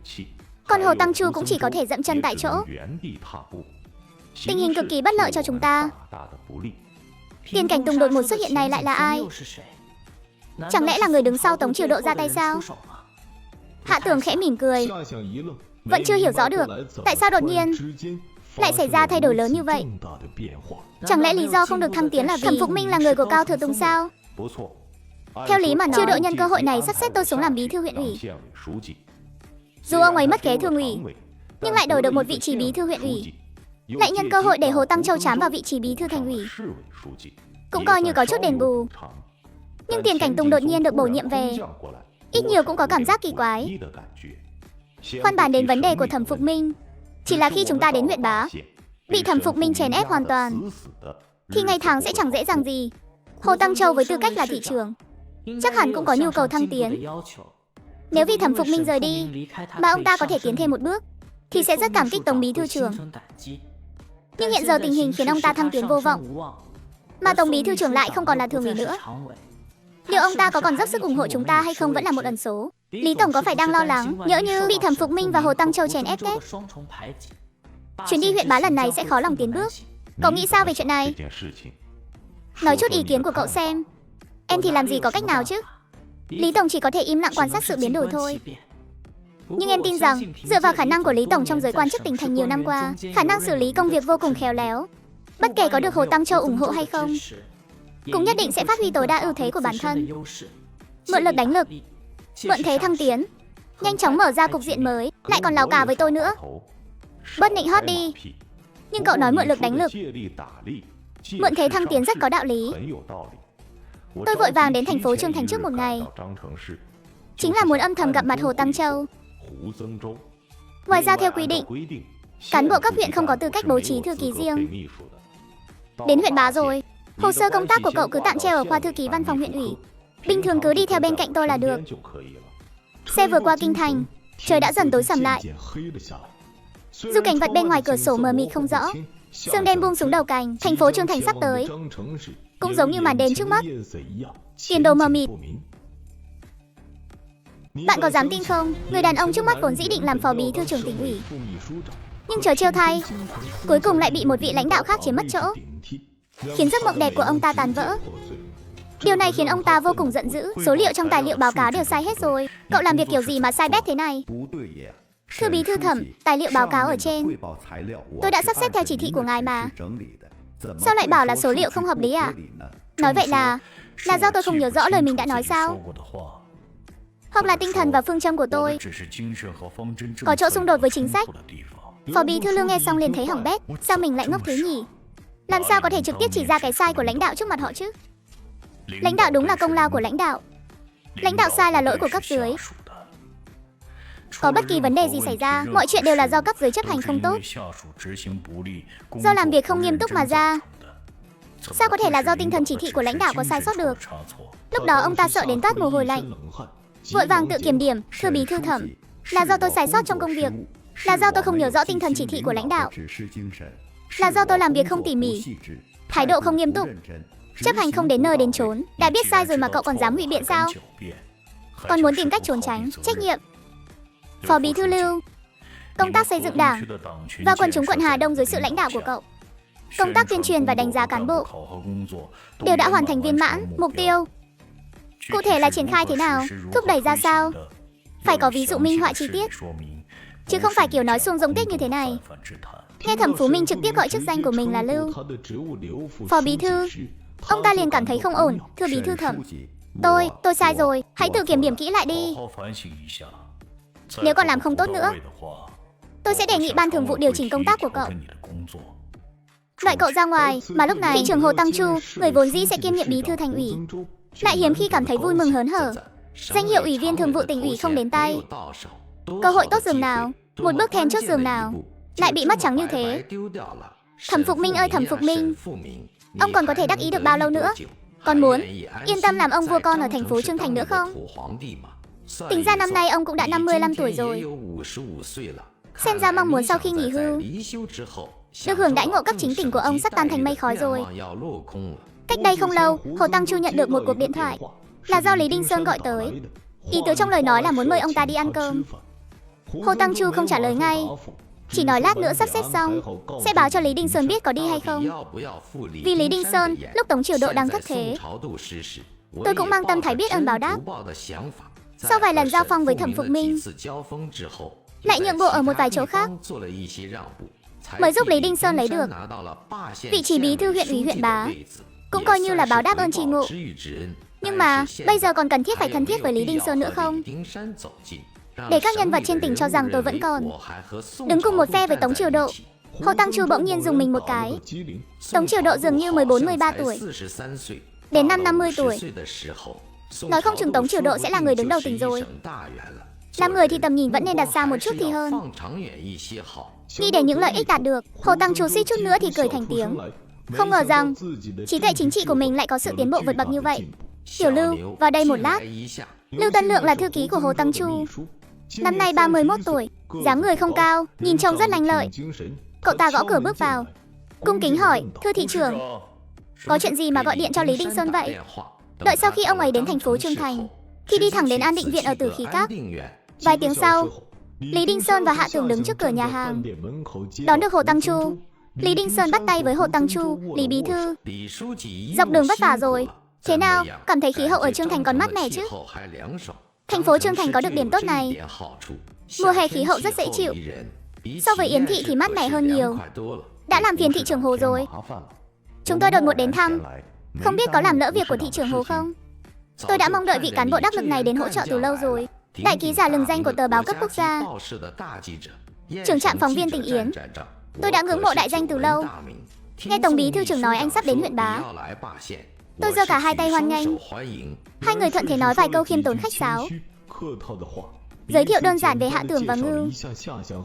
Tần Lương chào nhau, bốn người vào phòng riêng ngồi xuống, mượn hoa dâng Phật. Tôi xin kính thị trưởng Hồ một ly. Tôi xin cạn trước để tỏ lòng kính trọng. Thị trưởng Hồ cứ tùy ý. Hồ Tăng Chu cũng dứt khoát uống cạn trong một hơi. Ngay sau đó, ông ấy cùng Lý Đinh Sơn nói về những chủ đề không mấy quan trọng, tán gẫu chuyện đông chuyện tây, nhưng lại không nhắc đến chính sự. Trong lòng Lý Đinh Sơn có chút thiếu kiên nhẫn, nhưng cũng không tiện để lộ ra ngoài, chỉ đành đối đáp một cách ôn hòa. Cũng không biết Hồ Tăng Chu tán gẫu những chuyện không đâu này rốt cuộc là có ý gì. Mà Hạ Tưởng thấy vậy thì có chút suy đoán, nhân cơ hội đứng dậy rót nước. Vừa ngẩng đầu lên liền thấy trên tường có một bức chữ Thịnh niên bất trọng lai, nhất nhật nan tái thần, kịp thời đương nỗ lực, tấy nguyệt bất đại nhân. Chữ rất đẹp, trích từ một trong những bài tạp thi của Đào Tiềm. Nhưng sao bên dưới lại không có chữ ký? Cậu một tay xách ấm nước, tay kia bưng ấm trà, Đứng trước bức chữ này hồi lâu không rời bước. Lý Đinh Sơn lên tiếng trách móc, nói, Tiểu Hạ, cậu sao thế hả? Mau châm thêm nước cho thị trường hồ đi, đừng có ngẩn người ra đó. Lưu Tân Lượng ngay từ lần đầu gặp mặt đã không mấy thiện cảm với Hạ Tưởng, bởi vì anh ta có thể nhận thấy Lý Đinh Sơn coi trọng Hạ Tưởng, vượt xa sự tin tưởng mà Hồ Tăng Châu dành cho anh ta. Hơn nữa Hạ Tưởng còn trẻ đến mức quá đáng. Trong lòng anh ta toàn là sự đố kỵ. Một gã thanh niên mới ngoài 20 tuổi, làm thư ký cho bí thư huyện ủy, đến làm tài xế còn bị chê là quá trẻ. Công việc của thư ký là gì? Đó là sự tổng hòa của sự chu đáo, kiên nhẫn và năng lực, là cái loa phát thanh của lãnh đạo, là người đại diện cho hình ảnh của lãnh đạo. Cậu ta trẻ như vậy, hiểu được thế nào là công phu nằm ở chi tiết. Trình độ thể hiện ở những điều nhỏ nhặt. Ít nhất cũng phải học hỏi 3-5 năm mới rèn luyện được nhãn lực thấu hiểu trọn vẹn ý đồ của lãnh đạo. Thấy Hạ Tưởng bị lãnh đạo trách mắng, anh ta sắp cười thành tiếng. Tiểu Hạ còn trẻ, thị trưởng Hồ và bí thư Lý đừng trách cậu ấy. Ai cũng từng trải qua giai đoạn này mà. Tuổi trẻ cần có thời gian để trưởng thành. Hồi tôi mới bắt đầu làm thư ký cho thị trưởng Hồ, cũng không ít lần phạm sai lầm. Nhờ thị trưởng Hồ khoan dung độ lượng, cho tôi cơ hội sửa đổi, mới giúp tôi có được chút chín chắn như ngày hôm nay. Hồ Tăng Châu cười mà không nói. Lý Đinh Sơn vẻ mặt đầy giận dữ, đang định mở miệng mắng Hạ Tưởng vài câu, không ngờ Hạ Tưởng đã nhận lỗi trước. Xin lỗi. Thưa bí thư Lý, nhất thời tôi thất thần, xin lỗi ngài. Thị trưởng Hồ, để ngài chê cười rồi. Chủ yếu là vì mấy chữ này viết cực kỳ truyền thần, mang đậm thần vận của Liễu Thể. Tuy rằng không có chữ ký, nhưng có vẻ là bút tích của một bậc thầy thư pháp. Hồ Tăng Châu đầy hứng thú quan sát Hạ Tưởng. Tiểu Hạ cũng hiểu về thư pháp sao? Nói thử xem mấy chữ này có ưu điểm và khuyết điểm gì. Tôi đâu dám múa rìu qua mắt thợ trước mặt thị trưởng Hồ.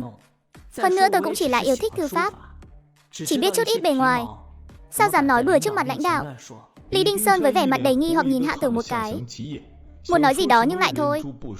Ông biết Hạ Tưởng không phải là người hay gây chuyện thị phi.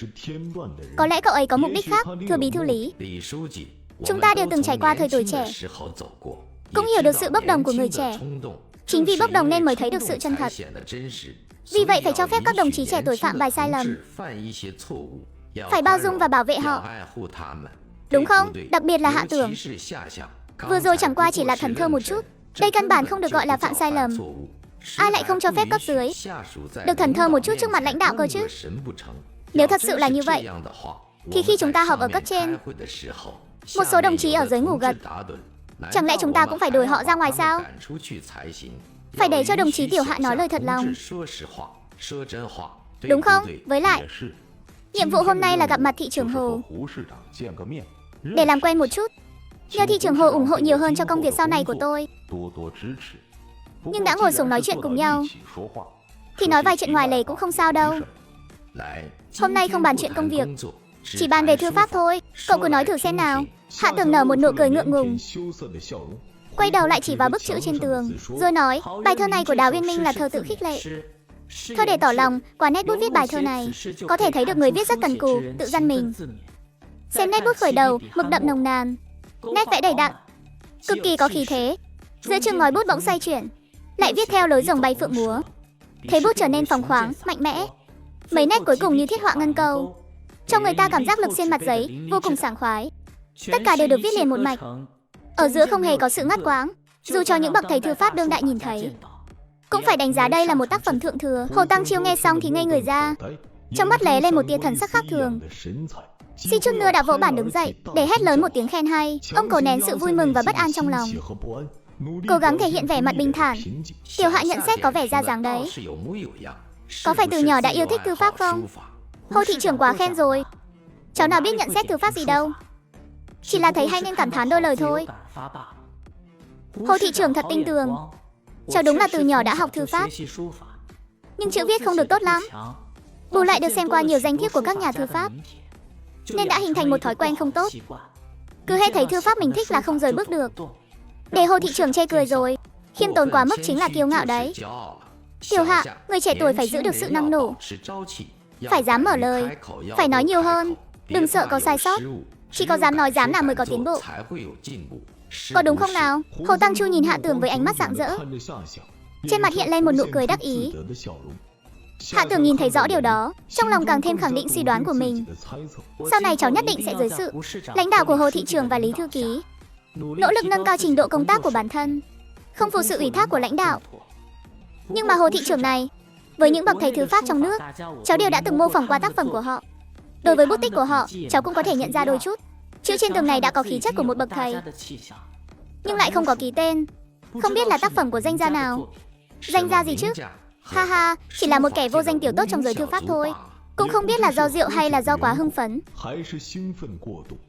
Hồ Tăng Chu mặt mày hồng hào. Đó là chữ của một người bạn cũ lâu năm của tôi. Tôi thấy viết cũng tạm được, nên cứ thế treo bừa ở đây, dùng để tự gian mình. Tiểu Hạ, cậu cũng coi như có kiến giải đấy. Nói nghe cũng rất có đầu có đuôi. Lý Đinh Sơn tự uống một ly, cúi đầu xuống, trên mặt từ từ lộ ra một nụ cười kỳ quái. Cái cậu Hạ Tường này thật khiến người ta không yên tâm mà.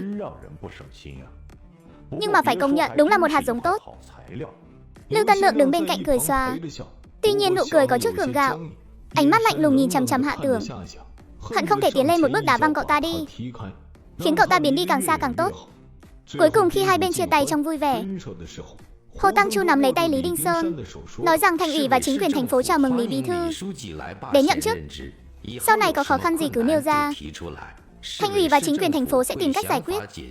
Ngày mai đến thành ủy báo cáo, gặp mặt bí thư Thẩm một chút. Sau đó sẽ có người của ban tổ chức tháp tùng xuống huyện, nhanh chóng triển khai công việc, đưa kinh tế phát triển lên một tầm cao mới. Từ đầu đến cuối, Hồ Tăng Chu đều không dùng tư cách cá nhân để ủng hộ Lý Đinh Sơn, khiến Lý Đinh Sơn có chút thất vọng. Còn khi ngồi trên xe, niềm vui trong lòng Hồ Tăng Chu vẫn chưa tan biến. 3-4 năm rồi, số người tôi dẫn đến Tử Khí Các và An Định Viện dùng cơm, đủ mọi hạng người cũng không dưới 100 người. Thương nhân cũng có, quan chức cao cấp cũng có, những bậc uy tín trong giới văn hóa cũng có. Không ngờ được nha, không ngờ Hạ Tường, một chàng trai trẻ tuổi như vậy, lại có những nhận xét về thư pháp của tôi rất xác đáng. Một câu có phong thái đại gia, thật sự là nói đúng quá rồi. Lưu Tân Lượng ngồi ở hàng ghế trước, lén lút quay đầu nhìn biểu cảm của Hồ Tăng Chu. Sự bất mãn trong lòng không tự chủ được mà thốt ra. Hồ thị trưởng, Lý bí thư có ý định nương nhờ ngài.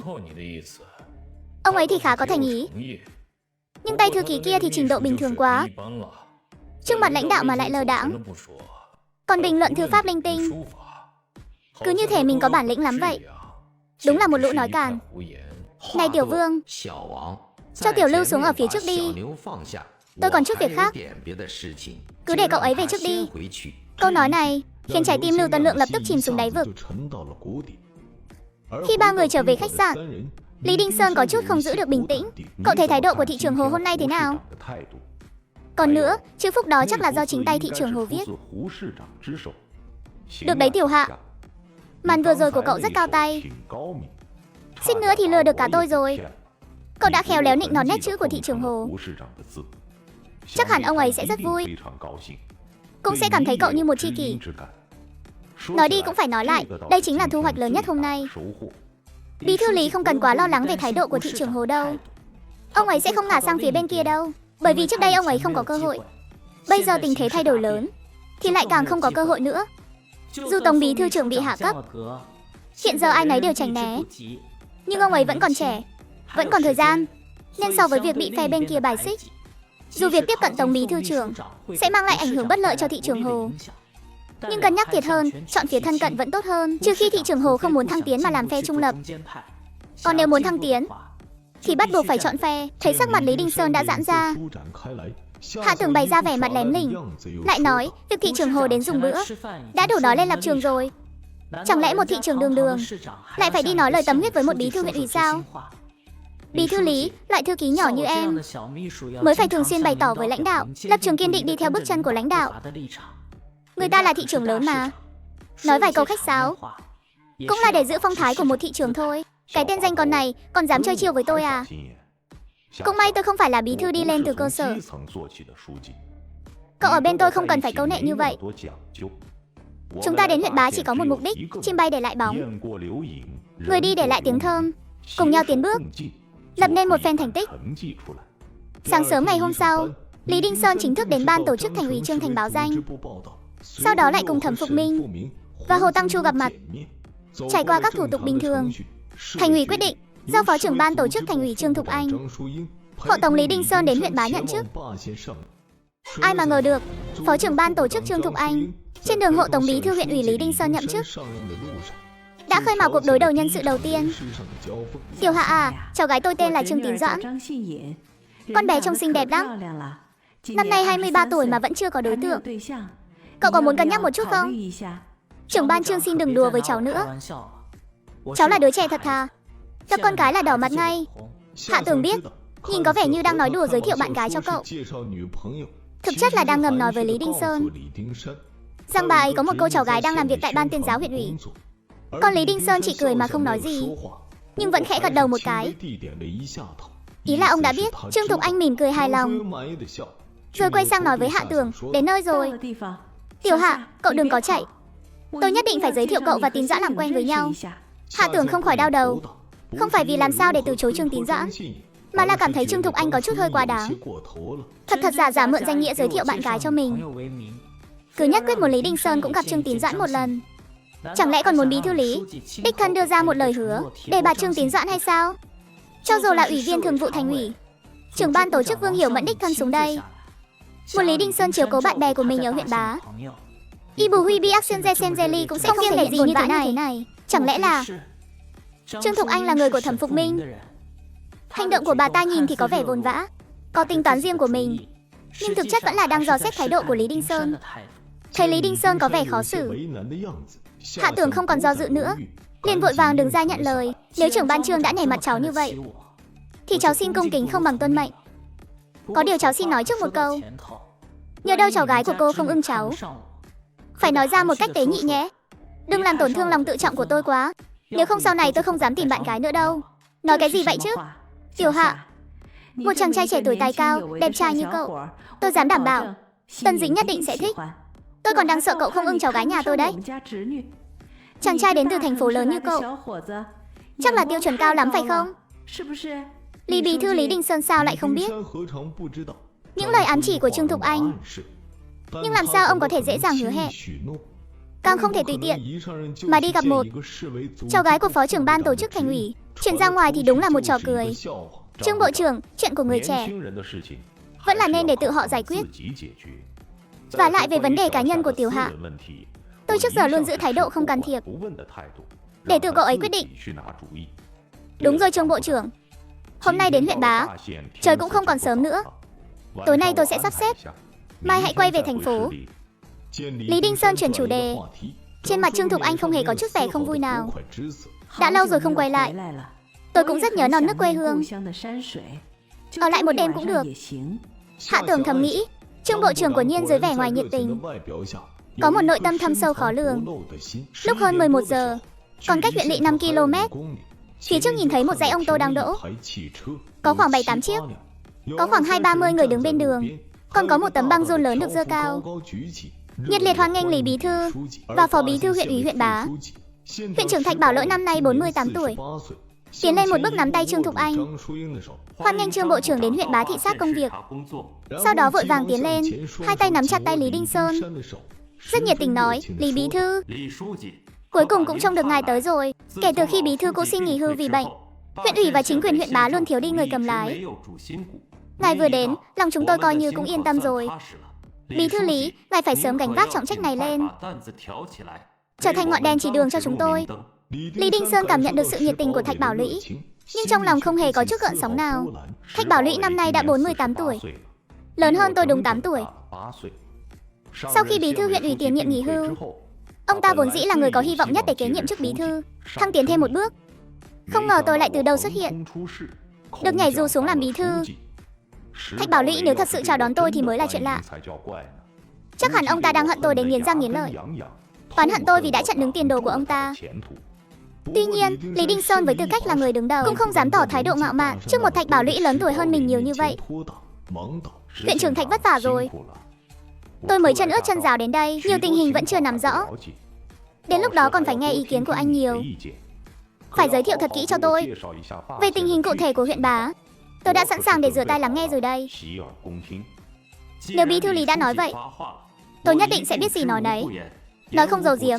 Tiếp theo cũng chỉ là những thủ tục xã giao, Nhưng khi đến nơi tiếp đãi dùng bữa, Lý Đinh Sơn khẽ cau mày. Bởi vì nơi này thật sự cũ nát đến mức không thể nát hơn. Huyện dù có nghèo cũng không đến mức ngay cả vài chiếc ghế cũng không mua nổi. Lúc này đi trên đường thấy xe lớn xe nhỏ cũng có mấy chiếc. Vậy mà lúc đón gió lại bày ra cái cảnh này. Giả nghèo cho ai xem? Rốt cuộc là có ý gì? Thạch Bảo Lỵ thấy vậy cũng biến sắc, mắng một tiếng, cái tên Thôi Trung Cường vô dụng kia làm ăn kiểu gì thế này?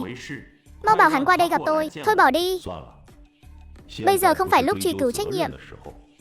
Hôm nay nếu chỉ có mình tôi đến, đơn giản một chút, sơ sài một chút cũng không sao. Dù sao cũng là chuyện nội bộ của huyện Bá, có thể đóng cửa bảo nhau. Nhưng mà hôm nay chủ yếu là để chào mừng Trương Bộ trưởng đến Bá huyện, chỉ đạo công tác. Nếu quá tùy tiện sẽ không thể hiện được sự coi trọng của Bá huyện đối với lãnh đạo cấp trên. Nhưng may thay Trương Bộ trưởng cũng là người Bá huyện, cũng có thể thông cảm cho tình hình kinh tế của huyện nhà. Hơn nữa Trương Bộ trưởng cũng rất dễ gần, suốt dọc đường cũng luôn đặc biệt dặn dò không được phô trương.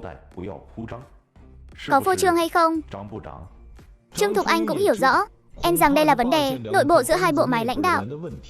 Mặc dù đối với việc Lý Đinh Sơn lôi bà ra nói, bà có chút không hài lòng, nhưng những lời đó cũng rất hợp tình hợp lý. Tôi chỉ đại diện thị ủy đến đưa Lý Bí Thư nhậm chức, không có công tác gì cần thanh tra cả, nên vẫn phải lấy Lý Bí Thư làm chính. Nếu Lý Bí Thư đã nói vậy rồi, mọi người đừng đứng nữa. Mời ngồi, mời ngồi. Trương Thục Anh ngồi ghế chủ tọa, Lý Đinh Sơn ngồi ghế tiếp chính, Thi Bao Lũy ngồi ghế tiếp phụ, các thường vụ huyện ủy khác ngồi vào chỗ theo thứ tự, không ai làm loạn trật tự cả. Hạ Tường đương nhiên không có tư cách ngồi vào bàn. Bên cạnh còn có một thanh niên khác đang đứng, đó là Tạ Trung Trí, thư ký của huyện trưởng. Còn đây là Hạ Tường, thư ký của Lý Bí Thư. Cậu chỉ giới thiệu một câu rồi không nói gì thêm. Trong hoàn cảnh như thế này, nếu cậu và Tạ Trung Trí cứ đứng một bên thì thầm to nhỏ, không chỉ thất lễ mà còn là không tôn trọng các vị lãnh đạo đang có mặt. Tạ Trung Trí dường như không nhận ra điều này, vẫn nhỏ giọng nói, Hạ Tường, trước đây cậu chưa từng đến Bá huyện, có lẽ cậu vẫn chưa hiểu rõ tình hình nơi này. Sự nghèo đói ở nhiều nơi là điều mà người ở thành phố không thể tưởng tượng nổi. Tiểu Tạ, cậu đưa Hạ thư ký sang phòng bên cạnh dùng bữa đi. Ở đây có nhân viên phục vụ là được rồi. Thôi, cứ để Tiểu Hạ và Tiểu Tạ ở lại đi. Để nhân viên phục vụ ra ngoài đi. Trương Thục Anh ngồi ở ghế chủ tọa. Hôm nay bà ấy là nhân vật chính. Bà ta cắt lời Thạch Bảo Lũy, quay sang hỏi Bí Thư Lý Đinh Sơn, ngài thấy sao? Có nên để Tiểu Hạ và những người khác ở lại không? Cũng là để làm quen với các vị lãnh đạo đang có mặt ở đây, tiện cho việc triển khai công tác sau này.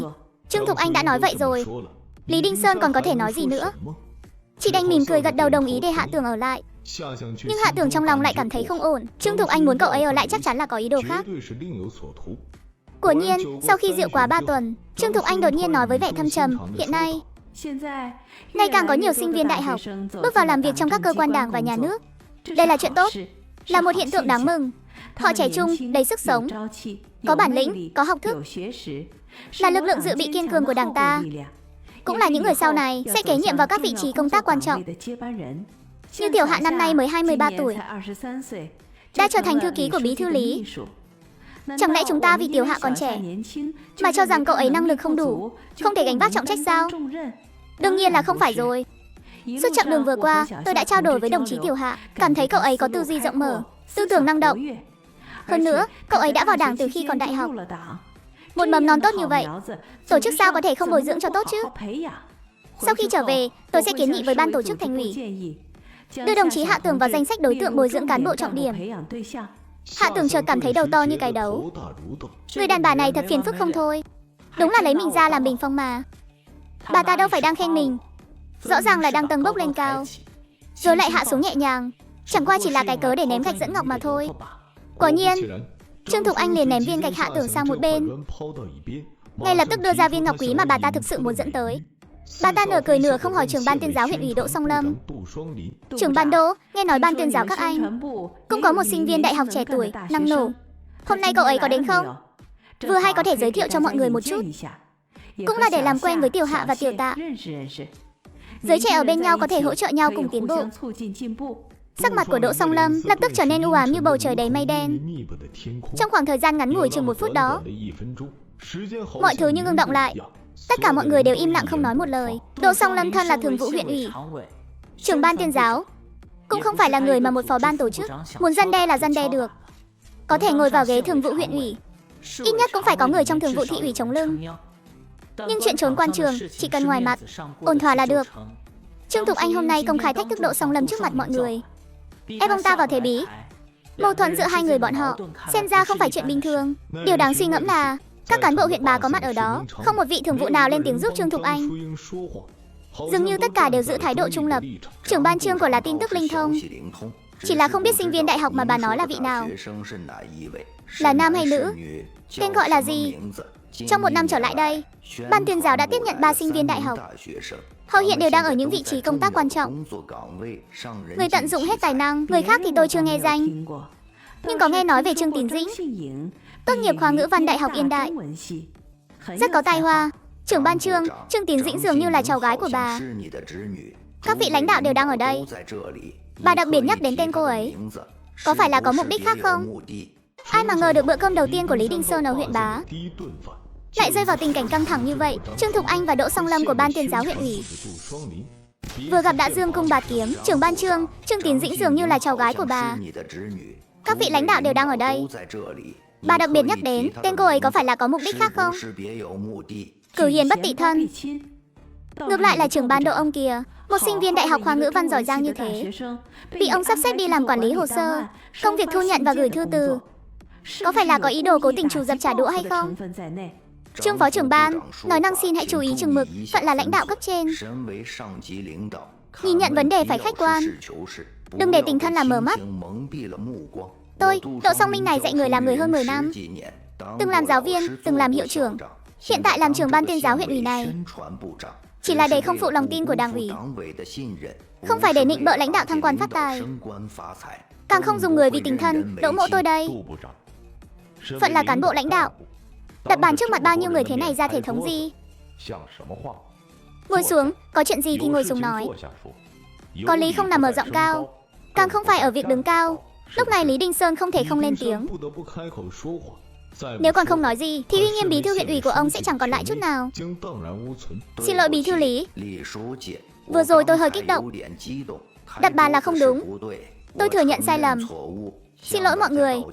Trương Thục Anh không nuốt trôi cơn giận này, liền không buông tha mà nói, Đỗ bộ trưởng, Trương Tín Dĩnh là cháu gái tôi không sai, nhưng con bé cũng là sinh viên ưu tú khoa ngữ văn Đại học Yên Kinh. Ông để con bé đi quản lý hồ sơ, thu nhận và gửi thư từ, chẳng lẽ không phải là phí phạm nhân tài sao? Không coi trọng nhân tài sinh viên đại học sao? Hạ Tường lắc đầu. Trương Thục Anh người đàn bà này không nói tới việc không chơi đúng luật, mà còn ngang ngược vô lý. Cậy mình là phó trưởng ban tổ chức thị ủy mà dám can thiệp thô bạo vào việc của ban tuyên giáo huyện ủy. Thật sự coi Lý Đình Sơn, bí thư huyện ủy này là kẻ vô dụng sao? Huống hồ Trương Tín Dĩnh lại là cháu gái bà ta. Bà ta lại công khai chuyện của con bé một cách trắng trợn như vậy, mang ra trình bày ở một dịp như thế này, rõ ràng là không nể mặt toàn bộ huyện ủy và chính quyền huyện Bá. Một người phụ nữ không có trí tuệ chính trị như vậy, sao có thể leo lên được vị trí phó trưởng ban tổ chức thị ủy? Lý Đình Sơn cũng thực sự nhìn không nổi nữa, đột nhiên chen ngang một câu, Tiểu Hạ, cậu có muốn làm quen với Trương Tín Dĩnh một chút không? Suốt cả dọc đường Trương bộ trưởng chẳng phải luôn nói muốn giới thiệu bạn gái cho cậu sao? Đột nhiên, dưới ánh mắt của hơn 10 vị ủy viên thường vụ, Hạ Tường thật sự cảm thấy có một luồng áp lực vô hình. Trước tiên, cảm ơn Trương bộ trưởng và Lý thư ký đã quan tâm đến vấn đề cá nhân của em. Tiếp theo, cũng cảm ơn các vị lãnh đạo đang có mặt, dù trong lúc bận rộn, vẫn dành thời gian lắng nghe quan điểm của em về vấn đề tình cảm cá nhân. Cuối cùng, điều em muốn nói là, em còn trẻ, tuy cơ thể đã trưởng thành, nhưng tư tưởng vẫn chưa chín chắn. Hơn nữa tính cách em khá nội tâm, vốn dĩ không được lòng các cô gái. Vì vậy em muốn đợi đến khi tư tưởng chín chắn hơn, tính cách bớt rụt rè hơn một chút, rồi mới cân nhắc đến chuyện tình cảm cũng chưa muộn. Thật ra cũng không sợ các vị lãnh đạo chê cười. Em không có tự tin vào bản thân mình, sợ Trương bộ trưởng giới thiệu bạn gái cho em, kết quả người ta lại không coi em ra gì. Thế thì mất mặt lắm ạ. Câu trả lời của Hạ Tường vừa nghiêm túc vừa hóm hỉnh, tạo ra bầu không khí rất thoải mái. Thạch Bảo Lý bật cười đầu tiên. Lý thư ký, cậu thanh niên Hạ Tường này có tài thật, nói chuyện rất phong thú. Ha ha, nhưng tôi vẫn phải phê bình cậu một câu. Hạ Tường không thể chỉ biết mỗi công việc, chuyện cá nhân cũng cần phải cân nhắc thích đáng, đúng chứ? Đừng để những cô gái tốt đều bị người khác cướp mất. Lúc đó có hối hận cũng không kịp đâu. Mọi người cùng cười ồ lên. Lý Đình Sơn vô cùng hài lòng với câu trả lời của Hạ Tường. Chỉ cần hóa giải được bầu không khí ngượng ngùng, đó chính là hiệu quả mà ông muốn. Ông quay sang hỏi Trương Thục Anh, Trương bộ trưởng, buổi trưa hãy nghỉ ngơi một chút, Chiều nay nếu không có việc gì khác, bà có thể giới thiệu Trương Tín Dĩnh cho Hạ Tường. Còn chuyện giữa hai người bọn họ có tiến triển gì không, thì đó là chuyện riêng của bọn họ. Phải không, giới trẻ mà. Chúng ta chỉ có thể giúp họ thực hiện bước đầu tiên. Liệu con đường sau này có thể thuận lợi hay không, vẫn phải dựa vào chính bản thân họ nỗ lực mới được. Lời ám chỉ của Lý Đinh Sơn rất rõ ràng, chính là nói cho Trương Thục Anh biết vấn đề của Trương Hiến Dĩnh đã cho bà ta một bậc thang để xuống. Mọi chuyện đến đây là kết thúc. Bữa tiệc kết thúc, mọi người theo thứ tự đi ra ngoài. Ủy viên thường vụ huyện ủy, chánh văn phòng huyện ủy, Ngô Anh Kiệt cố ý tụt lại phía sau cùng, đi song song với Hạ Tường, Tiểu Hạ. Lần đầu tiên đến huyện Bá, trong sinh hoạt có khó khăn gì cứ việc mở lời. Phải coi huyện ủy như nhà của mình. Tôi chính là quản gia, có yêu cầu gì cứ nói với tôi. Không giải quyết được thì cứ để bí thư Lý phê bình tôi. Đa tạ thư ký trưởng Ngô đã quan tâm. Tôi thì không có yêu cầu gì. Bí thư Lý cũng không có dặn dò đặc biệt nào. Lát nữa tôi sẽ hỏi kỹ ý kiến của bí thư Lý, chuyển lời của thư ký trưởng Ngô tới ông ấy. Bí thư Lý được sắp xếp ở tòa nhà thường vụ phía sau đại viện huyện ủy. Tiểu Hạ, cậu ở phòng 301, đơn nguyên 3, tòa nhà số 3 phía sau tòa nhà thường vụ. Đây là chìa khóa, bên trong đã được dọn dẹp xong xuôi rồi. Còn yêu cầu gì nữa thì cứ việc đề xuất, đừng khách sáo. Ngô Anh Kiệt giao một chiếc chìa khóa vào tay Hạ Tường, không nhắc đến chìa khóa của Lý Đinh Sơn. Chắc chắn là ông ta muốn đích thân đi thể hiện. Đến chiều, khi Hạ Tường và Giả Hoa đến xem căn phòng mà Ngô Anh Kiệt đưa, lập tức cũng phải kinh ngạc, bởi vì cách bài trí căn phòng trước mắt thế nào, tạm thời không bàn tới, nhưng trang trí thuộc hàng trung thượng. Tivi, tủ lạnh, điều hòa, thậm chí cả dụng cụ nhà bếp đều được trang bị đầy đủ. Mà căn nhà như thế này, cho dù là để huyện trưởng ở, thì cũng là vượt tiêu chuẩn. Làm quan đúng là tốt thật. Tiểu Hạ, cậu nhìn xem, ngay cả nơi cậu ở cũng xa hoa thế này. Phòng của bí thư Lý không biết còn được trang trí lộng lẫy đến mức nào. Cậu ở một mình căn nhà lớn thế này đúng là lãng phí. Dù sao cũng có 2 phòng ngủ, tớ cũng đến ở chung cho vui nhé. Gia Hòa, đi thôi. Đến căn nhà anh thuê ở bên ngoài mà ở. Căn nhà này chúng ta không thể ở được. Lúc thuận lợi thì mọi chuyện đều tốt, nhưng ngộ nhỡ có chuyện gì xảy ra, em với tư cách là thư ký của bí thư Lý mà lại ở chỗ này, sẽ khiến người ta vu khống bí thư Lý dùng quyền mưu lợi riêng. Gia Hòa cười rạng rỡ, cúi đầu nghĩ lại cũng thấy đúng. Tớ thật sự không nghĩ nhiều đến thế. Vẫn là cậu suy nghĩ thấu đáo. Bây giờ bí thư Lý đã là bí thư huyện ủy rồi, không còn giống như trước nữa. Nhưng việc cần chú ý cũng nhiều hơn. Hạ Tường, sau này nhớ nhắc nhở tớ nhiều hơn nhé. Chỗ nào nên lưu tâm, lúc nào nên cẩn thận. Đừng vì lý do của chúng ta mà khiến bí thư Lý bị người ta công kích. Gia Hòa làm việc cũng khá ổn thỏa. Căn nhà thuê nằm trong khu tập thể của Cục Thủy lợi. Sau khi hai người ổn định phòng ốc ở đây, liền đi ra ngoài xem thử môi trường nhân văn của huyện lỵ huyện Bá. Ngay khi cả hai đang đi dạo trên phố, phía đối diện có một cô gái dáng vẻ uyển chuyển đi tới. Đối phương cũng tò mò nhìn chằm chằm một chút. Hạ Tường, Gia Hòa ở phía sau lào bào, cậu cười với cô ta làm gì? Chẳng lẽ cậu quen cô ta à? Hay thấy người ta xinh đẹp nên muốn tranh thủ làm quen sao? Sắc mặt cô gái đột nhiên thay đổi, trong ánh mắt toàn là vẻ khinh bỉ. Lạnh lùng nói, nhìn cái gì mà nhìn? Đồ lưu manh, đồ dâu xanh. Hạ Tường giờ khóc giờ cười, vốn định phản bác vài câu, nhưng lại thấy thực sự không cần thiết phải tranh luận với cô ta. Kẻ đầu sỏ là Gia Hòa đứng bên cạnh cười trên nỗi đau của người khác. Đừng cười nữa, không còn sớm đâu. Quay về huyện ủy thôi. Muốn đi à? Không dễ thế đâu. Phải xin lỗi tôi mới được. Xin lỗi cái gì? Tôi đã làm gì cô đâu. Anh đã nhìn tôi, ánh mắt cực kỳ không đứng đắn. Có suy nghĩ bẩn thỉu tức là đã sỉ nhục tôi rồi. Vì thế anh nhất định phải xin lỗi tôi. Tuy rằng cô trông cũng được, nhưng vẫn chưa đến mức là mỹ nữ mà chỉ nhìn một cái đã khiến người ta nảy sinh ý đồ xấu đâu. Cho nên cô cũng không cần phải quá tự luyến đâu. Ánh mắt của tôi rất trong sáng, không hề giống như cô nghĩ đâu. Giải thích xong rồi, tôi còn có việc. Xin cô nhường đường, đừng cản đường nữa. Cái đồ khốn kiếp nhà anh, dám không thừa nhận sao? Anh làm việc ở cơ quan nào? Tôi sẽ đi tìm lãnh đạo của anh, để ông ấy phạt anh một trận ra trò, cho anh biết tay tôi lợi hại thế nào. Hóa ra cô cũng có chút lai lịch nhỉ? Tất nhiên rồi, lai lịch của tôi mà nói ra thì chắc chắn sẽ khiến anh khiếp chốt thôi. Bây giờ mau chóng xin lỗi tôi thì vẫn còn kịp. Nếu không thì cho dù không đổi việc công chức của anh, ít nhất cũng phải cho anh ngồi ghế dự bị dài dài. Thứ nhất, tôi không hề sàm sợ cô. Thứ hai, tôi cũng chẳng có xung đột gì với cô, là cô cứ nhất quyết chặn đường không cho tôi đi. Bây giờ tôi trịnh trọng nói cho cô biết, mời cô tránh ra, nếu không tôi sẽ không khách sáo đâu. Anh vô lễ với tôi mà còn dám kiêu ngạo thế à? Tôi cứ không tránh đấy. Xem anh làm gì được tôi nào. Hạ Tường bực mình, cùng Dạ Hòa trực tiếp bỏ đi. Nhưng đi chưa được bao xa, một chiếc xe lao về phía hai người. Xe dừng lại, một gã đầu chọc bước xuống, bắt nạt người ta xong, Phủi Mông định bỏ đi sao? Làm gì có chuyện tốt như thế. Hôm nay tôi làm người trung gian, anh hãy cúi đầu nhận lỗi với mỹ nữ này. 3 cái liên tiếp thì chuyện này coi như xong. Nếu không đồng ý thì tôi sẽ chơi với hai người một chút, để các người biết dân huyện Bá không dễ bắt nạt đâu. Các người hợp sức bắt nạt chúng tôi là người nơi khác đến à? Tôi chỉ là thấy chuyện bất bình nên ra tay tương trợ thôi. Tôi và Trương Muội Muội không hề hẹn trước, cũng chẳng phải cố ý bắt nạt các người, chẳng qua là trùng hợp thôi. Ai bảo tôi lại đúng lúc gặp phải chứ? Có đúng không Trương Muội Muội của tôi? Tránh ra đi, ai là Trương Muội Muội của anh chứ? Đừng tưởng anh giúp tôi là tôi sẽ mang ơn anh. Dạ Hòa, anh muốn lau chuyện bao đồng là việc của anh, không liên quan gì tới tôi hết. Đừng hòng nhân cơ hội này mà tiếp cận tôi. Thật đúng là hai kẻ lý sự cùn. Hạ Tường nháy mắt với Dạ Hòa. Cả hai chạy thẳng về phía đại viện huyện ủy. Chạy được một lúc, khi hai người đến đại viện thì thấy cô gái đó đã chặn ở phía trước rồi, mà ở phía sau không xa, gã đầu chọc dẫn theo hai cảnh sát đang đuổi tới. Chính là nó, chính là thằng nhóc đó. Hai người mau bắt lấy nó, đừng để nó chạy thoát. Dám ăn nói bất kính với ta, cũng không hỏi xem ta là ai. Cả cái huyện Bá này không ai dám đụng vào ta, vậy mà một kẻ ngoại tỉnh, nhưng ngươi lại dám kiêu ngạo đến thế. Đúng là không biết trời cao đất dày. Hạ Tường còn chưa kịp phản ứng thì đã bị hai cảnh sát phía sau đè chặt. Nhóc con muốn chạy hả? Chạy thử lần nữa xem. Nhốt nó vào đồn trước, đợi tôi làm xong việc sẽ qua đó tiếp chuyện nó sau. Gan cũng to đấy, dám chọc vào em gái Trương của tôi, lát nữa sẽ cho cậu biết tay. Khoan đã, để tôi tát cho hắn một cái đã rồi tính. Nếu cái tát của cô mà hạ xuống, tôi sẽ khiến cô phải hối hận cả đời. Bị tát tay công khai ngay tại đại viện huyện ủy. Hạ Tường đại diện cho Lý Đinh Sơn, nếu chuyển ra ngoài thì thật mất mặt, khiến Lý Đinh Sơn cũng bị bôi cho chát chấu. Chắc chắn ông ấy sẽ nổi lôi đình, đánh chết anh cũng đáng đời. Cho chừa cái tội nói năng ngông cuồng. Dừng tay, đột nhiên có tiếng quát vang lên bên cạnh. Một bóng người lao ra đưa tay ngăn cản.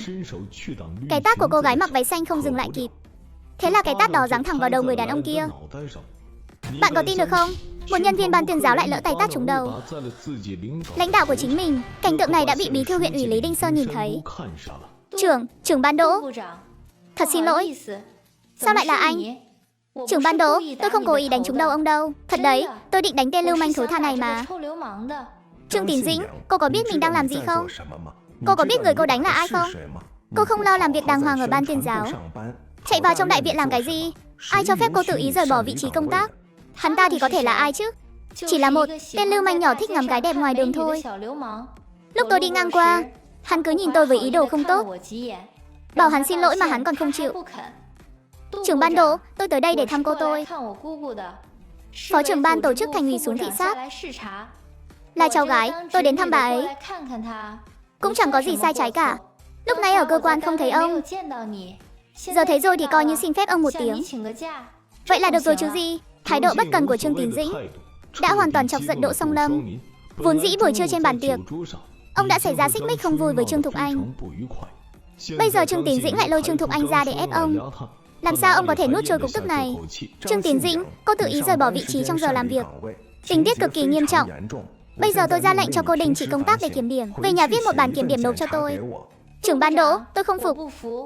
Không, chỉ vì lúc này tôi lỡ tay đánh trúng đầu ông một cái mà ông định công báo tư thù, lạm dụng chức quyền để tư lợi sao? Ông vốn đã nhìn tôi không thuận mắt từ lâu, cố tình ghẻ lạnh tôi. Vừa hay cô tôi đã đến đây, chúng ta phải nói cho ra lẽ mới được. Hạ Tường suýt chút nữa là bật cười thành tiếng. Trương Tín Dĩnh đúng là một kẻ nực cười. Cậy có Trương Thục Anh chống lưng, nhưng cũng không thể đối đầu với cấp trên trực tiếp như vậy. Quan huyện không bằng quản huyện, chốn quan trường coi trọng việc nâng đỡ lẫn nhau, chứ không phải là hạ bệ nhau công khai. Chỉ cần cô còn ở ban tuyên giáo một ngày thì phải nghe lời tôi, có giỏi thì chuyển lên thành phố mà làm. Những lời này coi như đã nói đến mức không còn đường lùi nữa. Cũng đúng lúc chạm vào nỗi đau của Trương Tín Dĩnh. Gương mặt hắn tràn đầy vẻ uất ức, tiến lên kéo cánh tay của Trương Thục Anh, bất mãn nói, cô à, cô nghe xem đây là lời gì chứ? Bộ trưởng Đỗ rõ ràng là cố ý chen ép cháu, còn muốn thiên vị tên lưu manh nhỏ đó nữa. Cô nhất định phải đòi lại công bằng cho cháu, nếu không thì ban tuyên giáo này không thể ở lại được nữa. Lưu manh nhỏ, để tôi nghe thử xem. Thư ký của tôi sao lại trở thành lưu manh nhỏ rồi? Trong lòng Trương Thục Anh thầm tính toán, Lý Đinh Sơn cuối cùng cũng ra tay rồi. Xem ra chọc vào Hạ Tường là đụng tới điểm yếu của ông ấy. Lý Đinh Sơn lại liếc nhìn hai viên cảnh sát. Vô cảm hỏi, hai người các anh tên là gì? Tôi tên Trần Hải Sâm. Cậu ấy tên Lưu Anh Quân. Lý Đinh Sơn không thèm để ý đến họ nữa, lại hỏi Lưu Hòa, còn cậu là ai? Thuộc bộ phận nào? Tôi tên Lưu Hòa, làm việc tại Cục Thủy Lợi. Văn phòng Cục Thủy Lợi hình như không nằm trong khu ủy huyện. Bây giờ là giờ hành chính. Cậu không ở đơn vị làm việc. Đến khu ủy huyện có việc gì quan trọng? Lưu Hòa nhất thời cứng họng, ánh mắt né tránh, không dám nhìn vào mắt Lý Đinh Sơn. Trương Thục Anh nghe ra giọng điệu không thiện cảm của Lý Đinh Sơn, vội vàng ra hòa giải. Lý bí thư có điều chưa biết, cha của Lưu Hòa là Lưu Thế Hiên. Lý Đinh Sơn quay đầu nhìn Lưu Thế Hiên một cái, thấy ông ta vẫn ngẩng cao đầu, như thể mọi chuyện chẳng liên quan gì đến mình, cũng không có ý định lên tiếng. Trong lòng ông đã hiểu ra vài phần, vị phó huyện trưởng mạnh mẽ, thủ lĩnh của phe phái địa phương, hiểu lầm, đều là hiểu lầm thôi. Xin lỗi Lý bí thư, tôi và người anh em nhỏ này, không. Hạ thư ký, vừa rồi có chút hiểu lầm, giờ mọi chuyện đã qua rồi. Không sao nữa, có chỗ nào không phải. Riêng tư tôi sẽ tạ lỗi với Hạ thư ký. Hạ thư ký, cậu thấy sao?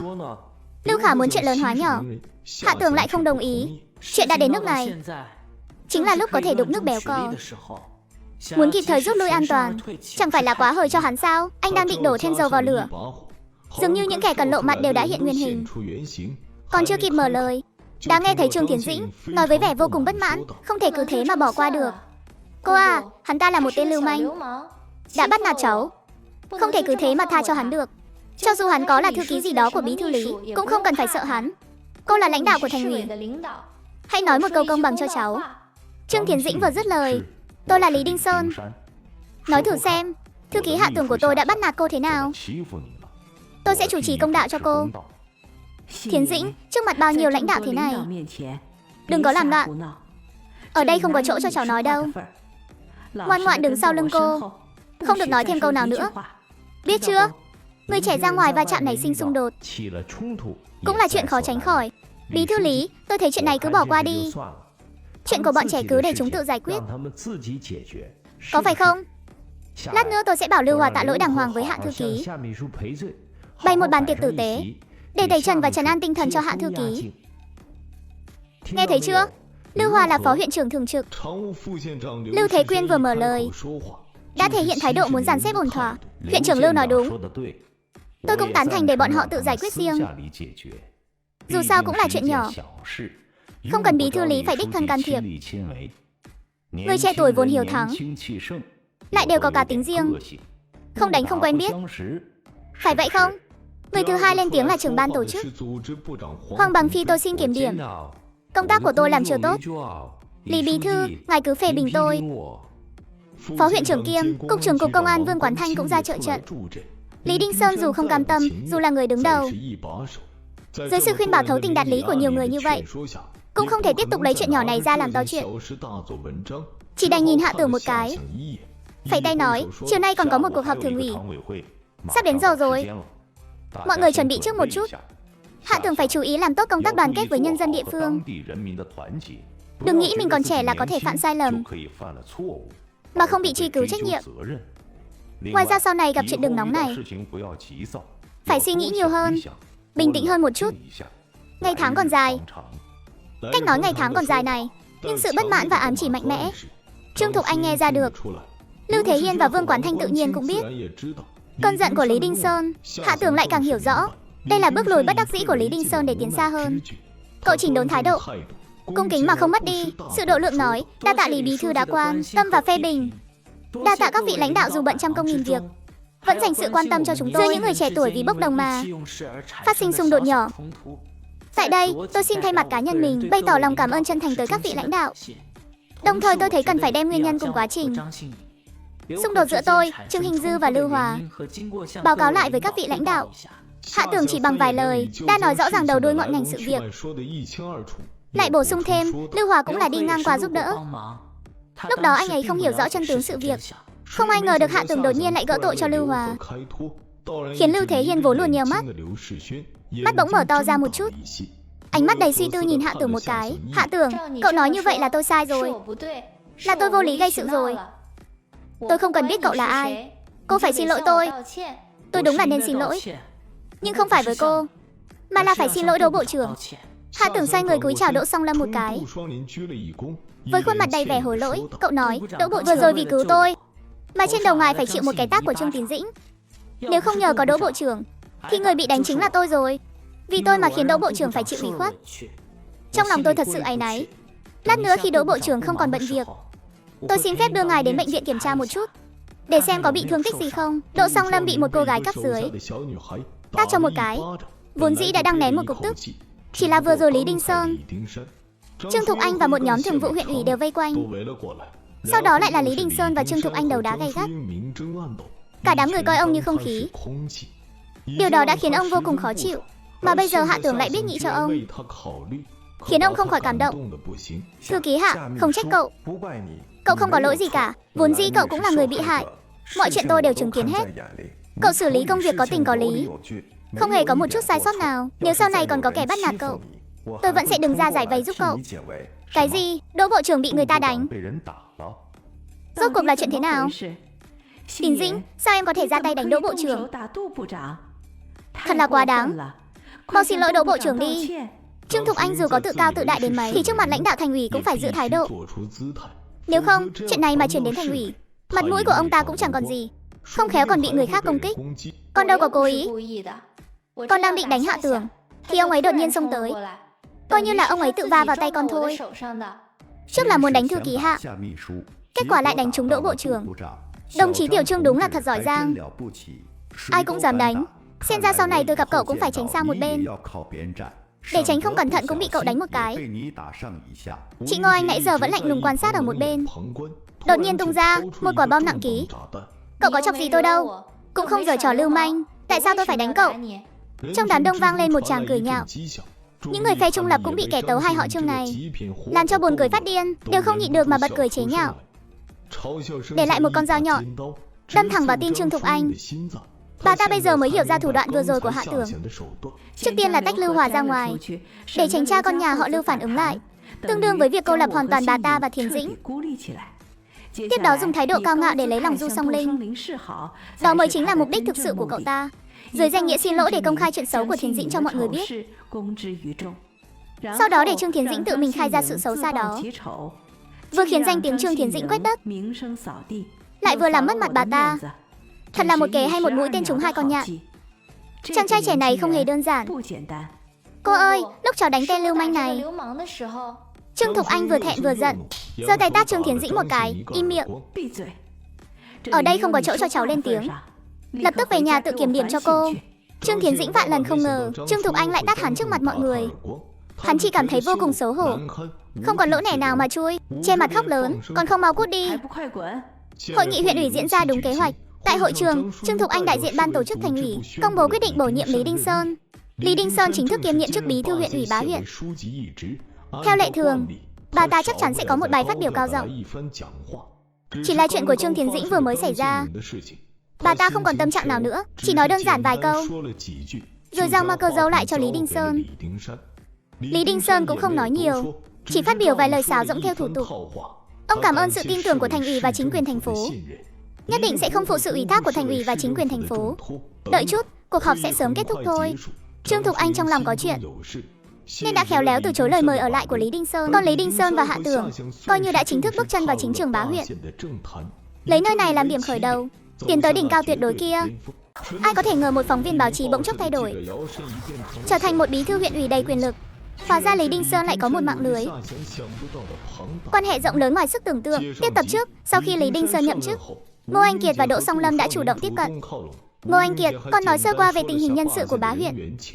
Huyện ủy có 11 ủy viên thường vụ, chia làm 3 phe.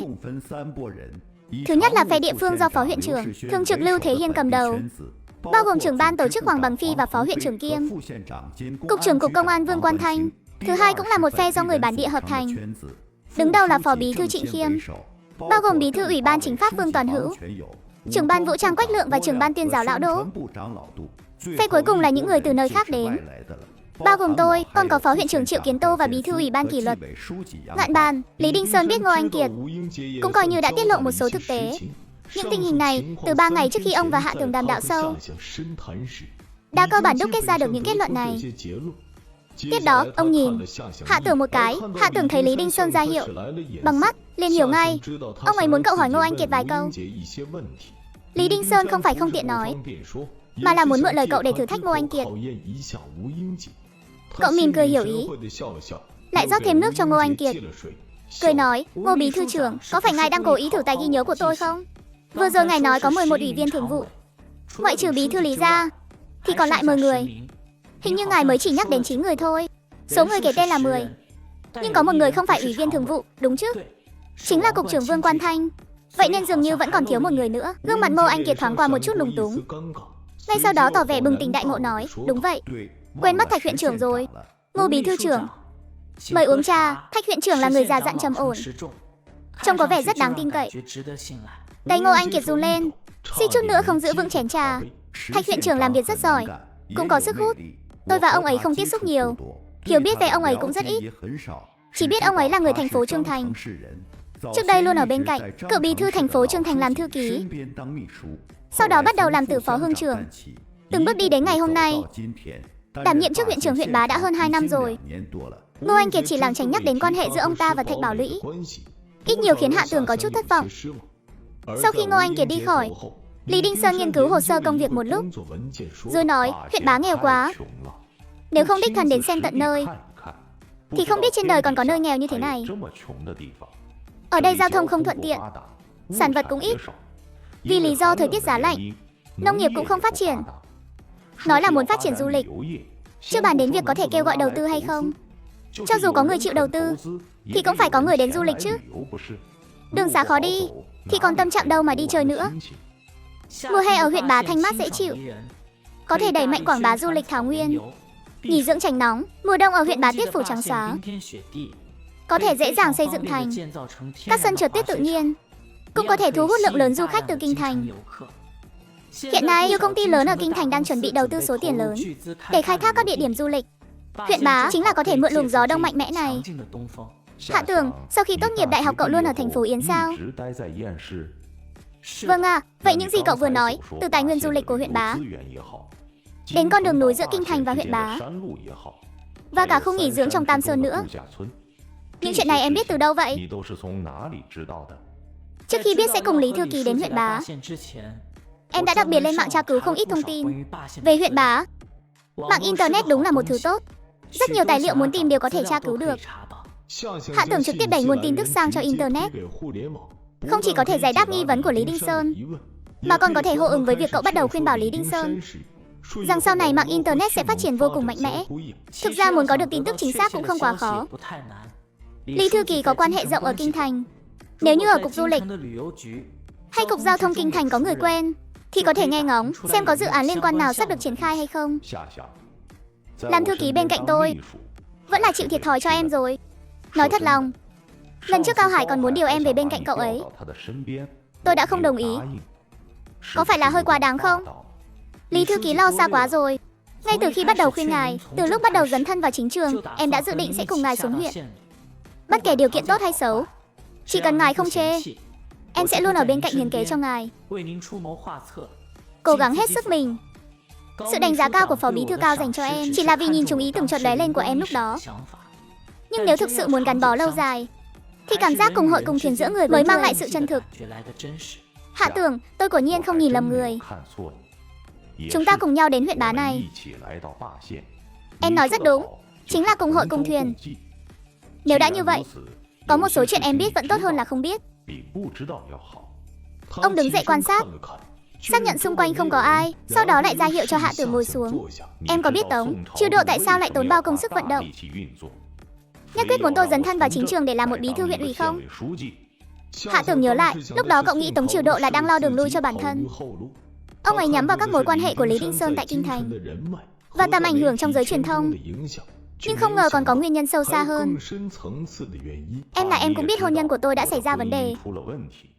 Vợ cũ của tôi luôn hy vọng tôi theo con đường chính trị, hy vọng tôi có thể thăng lên làm quan chức cấp tỉnh bộ. Đáng tiếc chí hướng năm đó của tôi lại là muốn làm một phóng viên đến vị vua không vương miện. Vì chuyện này mà không ít lần tranh cãi không thôi với cô ấy.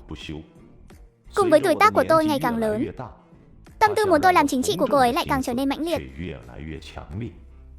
Giống như tôi không làm quan to thì không xứng với cô ấy vậy. Kết quả là vài năm trước, cuộc hôn nhân của chúng tôi đã đi đến hồi kết. Hạ Tưởng cũng biết Lý Đinh Sơn nói ra những lời này của thực không dễ dàng gì. Chẳng lẽ trong lòng mỗi người đàn ông đều có một người phụ nữ khiến anh ta đau lòng sao? Thực ra tôi có thể đi đến ngày hôm nay hoàn toàn dựa vào sự ủng hộ phía sau của cha cô ấy. Cha cô ấy là bí thư tỉnh Tiền Nhạn.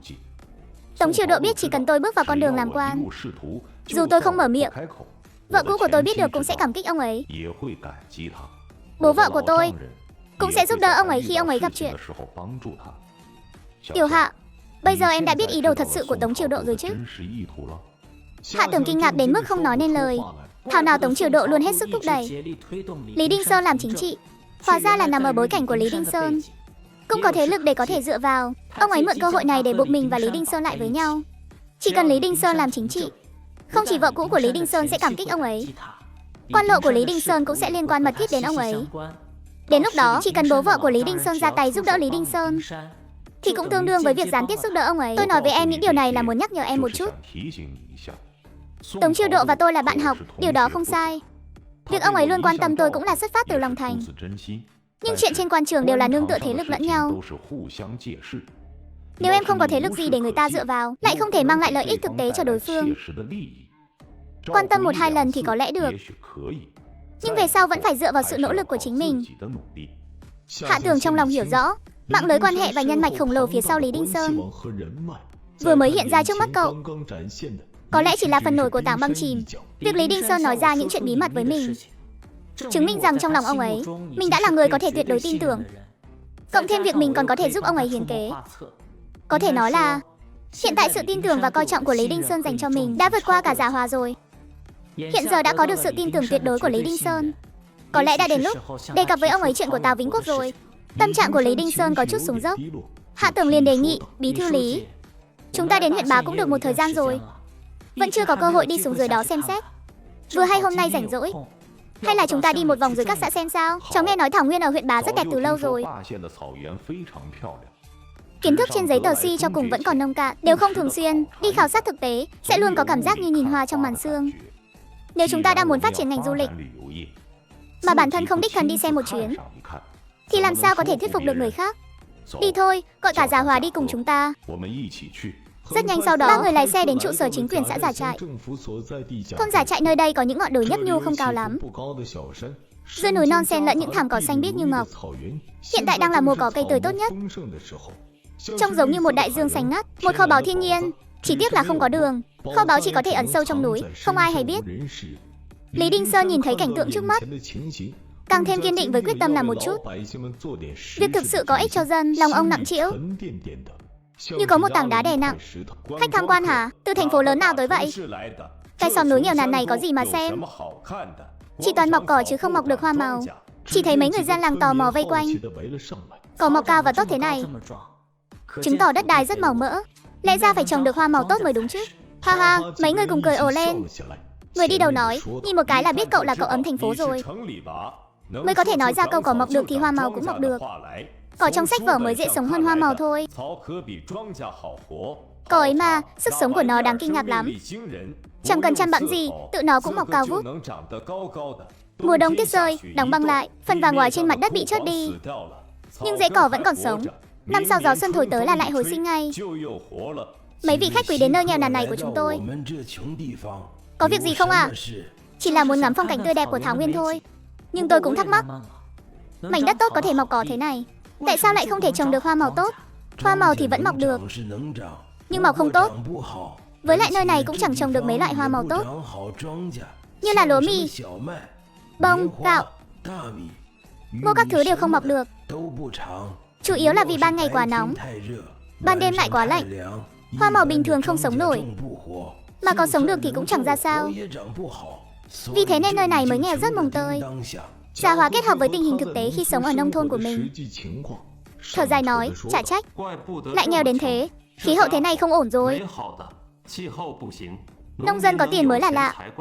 Như ở chỗ chúng tôi, có thể trồng bông bà lấy tiền, còn có thể trồng lúa mì, ngô, đậu nành, vừng, trồng gì được nấy. Nếu ăn rau thì có hẹ, cà tím, bí ngòi, hành, bắp cải, muốn gì có nấy. Lại còn có thể trồng táo, đào, mơ. Nhà nào nhà nấy lương thực ăn không hết. Rau củ cũng đủ đầy, lại còn dựa vào bán bông kiếm thêm ít tiền. Chỉ ít thì cũng dễ sống hơn ở đây nhiều. Lý Đinh Sơn vẫn chưa hiểu rõ. Hạ Tường hỏi kỹ những chuyện này để làm gì? Trong lòng ông ấy bây giờ chỉ có việc làm sao để phát triển du lịch. Tâm không tạp niệm.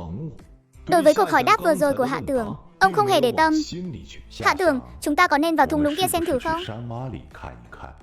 Hạ Tường hiểu rõ tâm trạng cấp bách của Lý Đinh Sơn, liền gật đầu rồi hỏi người phía trước đường vào thung lũng đi thế nào. Xe không vào được đâu, đường khó đi lắm. Nếu đi bộ thì cũng phải mất nửa ngày. Hơn nữa, người thành phố các anh em là không đi nổi quãng đường xa như vậy đâu. Phải cưỡi ngựa thôi, vậy anh dắt mấy con ngựa tới đây đi. Tiền phí đi đường sẽ không thiếu phần anh đâu, được chứ? Tôi đi dắt 4 con ngựa qua, cùng mấy vị quý khách đi một chuyến.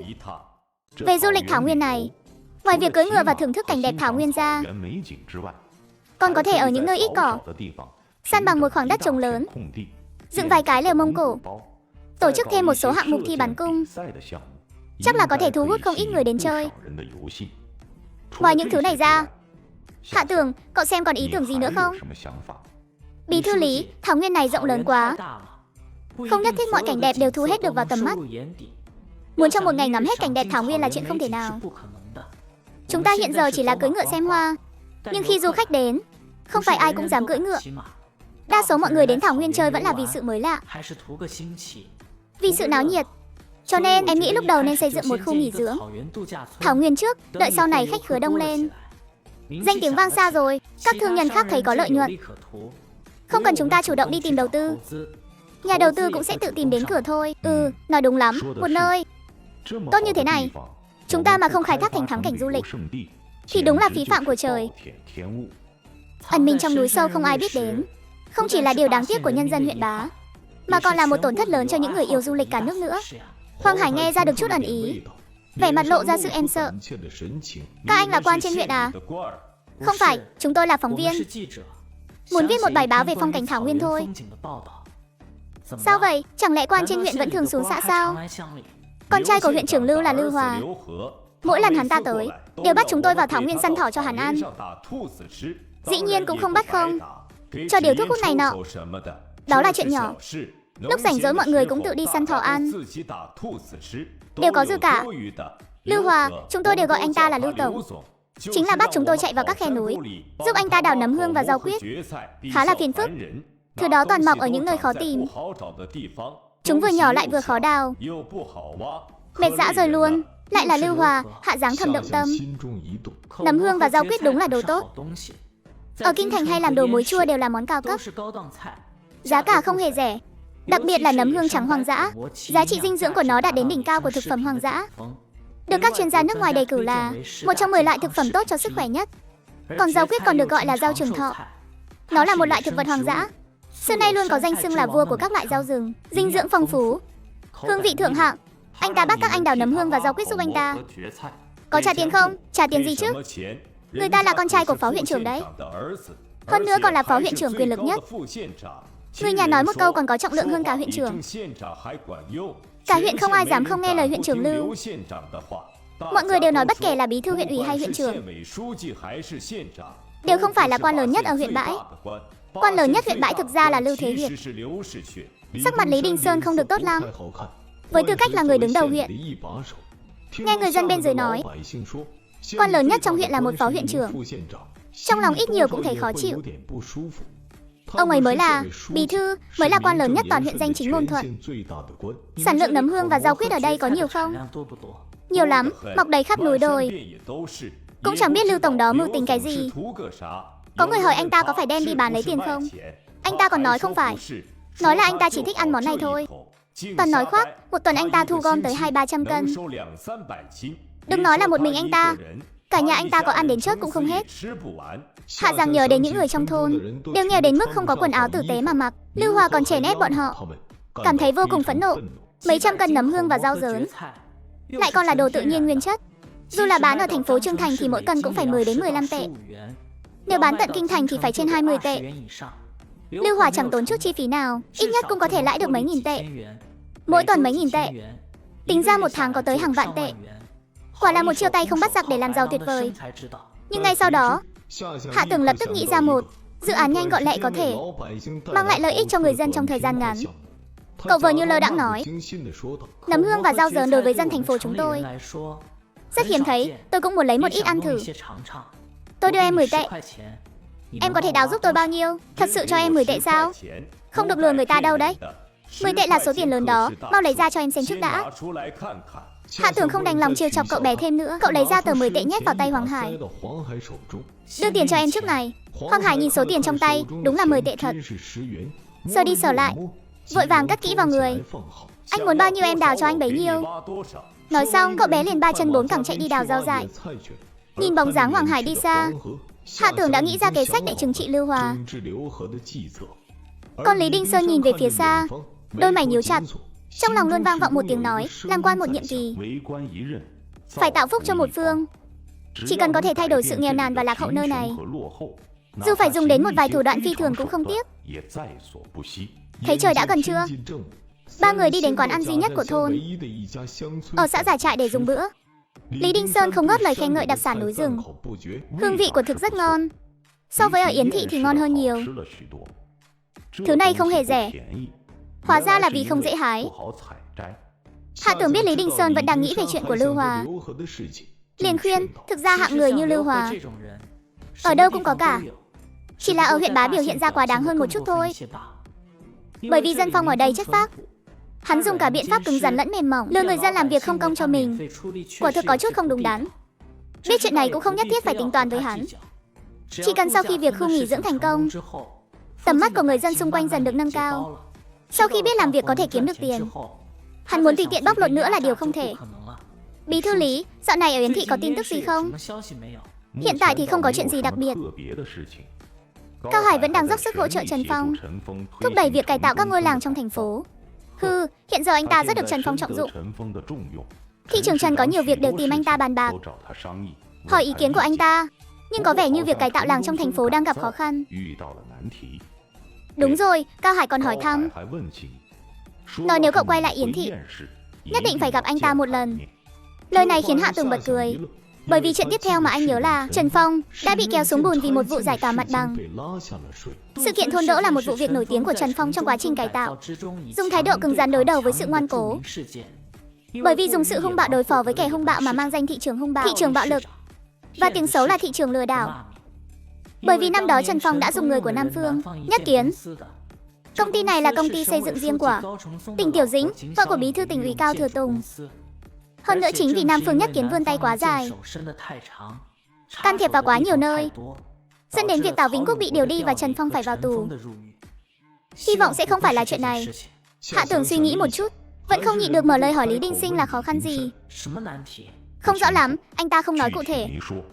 Bí thư Lý, nếu thuận tiện ông hãy gọi cho thư ký trưởng Cao, hỏi xem anh ấy cụ thể đã gặp phải khó khăn gì. Nếu lại giống với trường hợp cải tạo phố Bắc Đại lần trước, có lẽ tôi còn có hướng giải quyết mới. Cũng đúng, hèn chi. Lúc đó Cao Hải chủ động nhắc đến chuyện công việc của anh ta. Hóa ra là đã có sự chuẩn bị từ trước ở đây. Tôi sẽ hỏi cậu ấy ngay đây. Tiểu Hạ, cậu học chuyên ngành kiến trúc, đối với phương diện quy hoạch của Nhiên là hiểu biết rất rộng. Lý Đinh Sơn không nghĩ ngợi nhiều, lấy điện thoại ra định gọi điện, nhưng lại phát hiện không có tín hiệu, đành phải mỉm cười bất lực. Hạ Tưởng lấy điện thoại của mình ra, phát hiện cũng không có tín hiệu. Cậu đứng dậy, thầm nghĩ sao Hoàng Hải vẫn chưa quay lại. Gật đầu với Lý Đinh Sơn một cái, vén rèm cửa lên, chuẩn bị ra ngoài hít thở không khí một chút. Đang cúi đầu cất điện thoại vào túi, cũng không để ý nhìn đường, bị cái bậc cửa vấp một cái, ái chà. Đúng lúc vừa ra cửa, Hạ Tưởng va phải một người phụ nữ. Dương Bối là bạn gái cũ của Hạ Tưởng trước khi cậu trọng sinh. Hai người đã có tình cảm sâu đậm nhiều năm, nhưng vì công việc của Hạ Tưởng không tốt, Dương Bối đã chia tay với cậu ấy. Không ngờ lại gặp nhau ở đây. Cậu kia, mắt mũi để đi đâu thế hả? Dám va vào bạn gái của tôi, muốn chót rồi phải không? Một người đàn ông chạy tới, đá một cái khiến Hạ Tưởng ngã lăn ra đất. Hạ Tưởng, sao lại là anh? Thật sự là anh sao? Hạ Tưởng chính là người yêu hồi đại học của con đó hả? Bối, rốt cuộc là chuyện gì vậy? Sao hắn lại đuổi theo tới tận đây? Mẹ chẳng phải đã bảo con rồi sao? Phải chia tay với nó, kiên quyết chia tay với nó, không được phép có chút liên quan nào với nó nữa. Một người phụ nữ béo mập đột nhiên xuất hiện, ánh mắt đầy vẻ khinh miệt. Hạ Tưởng, sao cậu vẫn chưa từ bỏ ý định? Lặn lội xa xôi đuổi theo tới tận huyện bãi, cũng thật là có lòng quá. Nhưng cậu đừng hòng dụ dỗ con gái tôi. Nói thật cho cậu biết, con gái tôi có gả thì cũng gả cho con em quan chức cao cấp. Cậu trông cũng khá bảnh bao đấy. Nhưng đàn ông đẹp trai thì chẳng ích gì. Phải có tiền, có quyền mới có giá trị. Tốt nhất là mau biến khỏi huyện bãi đi. Nếu không thì, Hạ Tưởng, bác và tôi của đúng là oan gia ngõ hẹp. Không ngờ tới. Không ngờ bạn trai cũ của Dương Bối lại chính là cậu. Nói như vậy, giữa cậu và tôi vĩnh viễn không có khả năng trở thành bạn tốt rồi. Dương Bối nhìn mẹ mình, rồi lại nhìn Hạ Tưởng. Đột nhiên nước mắt tuôn rơi. Hạ Tưởng, anh hà tất phải làm vậy? Hà tất phải lặn lội đến huyện Bá tìm em? Em nhầm rồi Dương Bối. Tôi đến huyện Bá không phải chuyên môn để tìm em. Tôi đến đây là để công tác. Công tác, đúng là chuyện nực cười. Là do không sống nổi nữa nên mới chạy đến huyện Bá này để làm việc à? Huyện Bá tuy nghèo nhưng cũng không thiếu hạng người vô dụng như cậu. Đến huyện Bá làm việc. Cậu nói xem cậu làm ở cục nào? Tôi đi tìm cục trưởng của các người, bảo ông ta đuổi việc cậu. Bác cái, hình như lúc nãy bác nói bác là cục trưởng cục văn hóa. Chắc là không quản tới được. Cục khác thì tôi không quản được, nhưng bố của Lưu Hòa quản được. Bố nó là huyện trưởng, hình như là phó huyện trưởng. Tôi nghe nói huyện trưởng họ Sử, không phải họ Lưu. Phó huyện trưởng thì sao chứ? Phó huyện trưởng thì cũng có thể khiến huyện trưởng phải nhường 3 phần. Còn nữa, đến cả bí thư huyện ủy cũng chẳng dám làm gì Lưu huyện trưởng đâu. Cậu là người nơi khác, làm sao biết được ở huyện Bá này ai mới thực sự là chủ? Nói cho cậu biết, chính là Lưu huyện trưởng. Lưu huyện trưởng ở huyện Bá mới là vị thổ hoàng đế nói 102. Hôm nay tôi đã là lần thứ 2 nghe thấy những lời như thế này rồi. Xem ra vị bí thư huyện ủy như tôi đây chỉ là hữu danh vô thực mà thôi.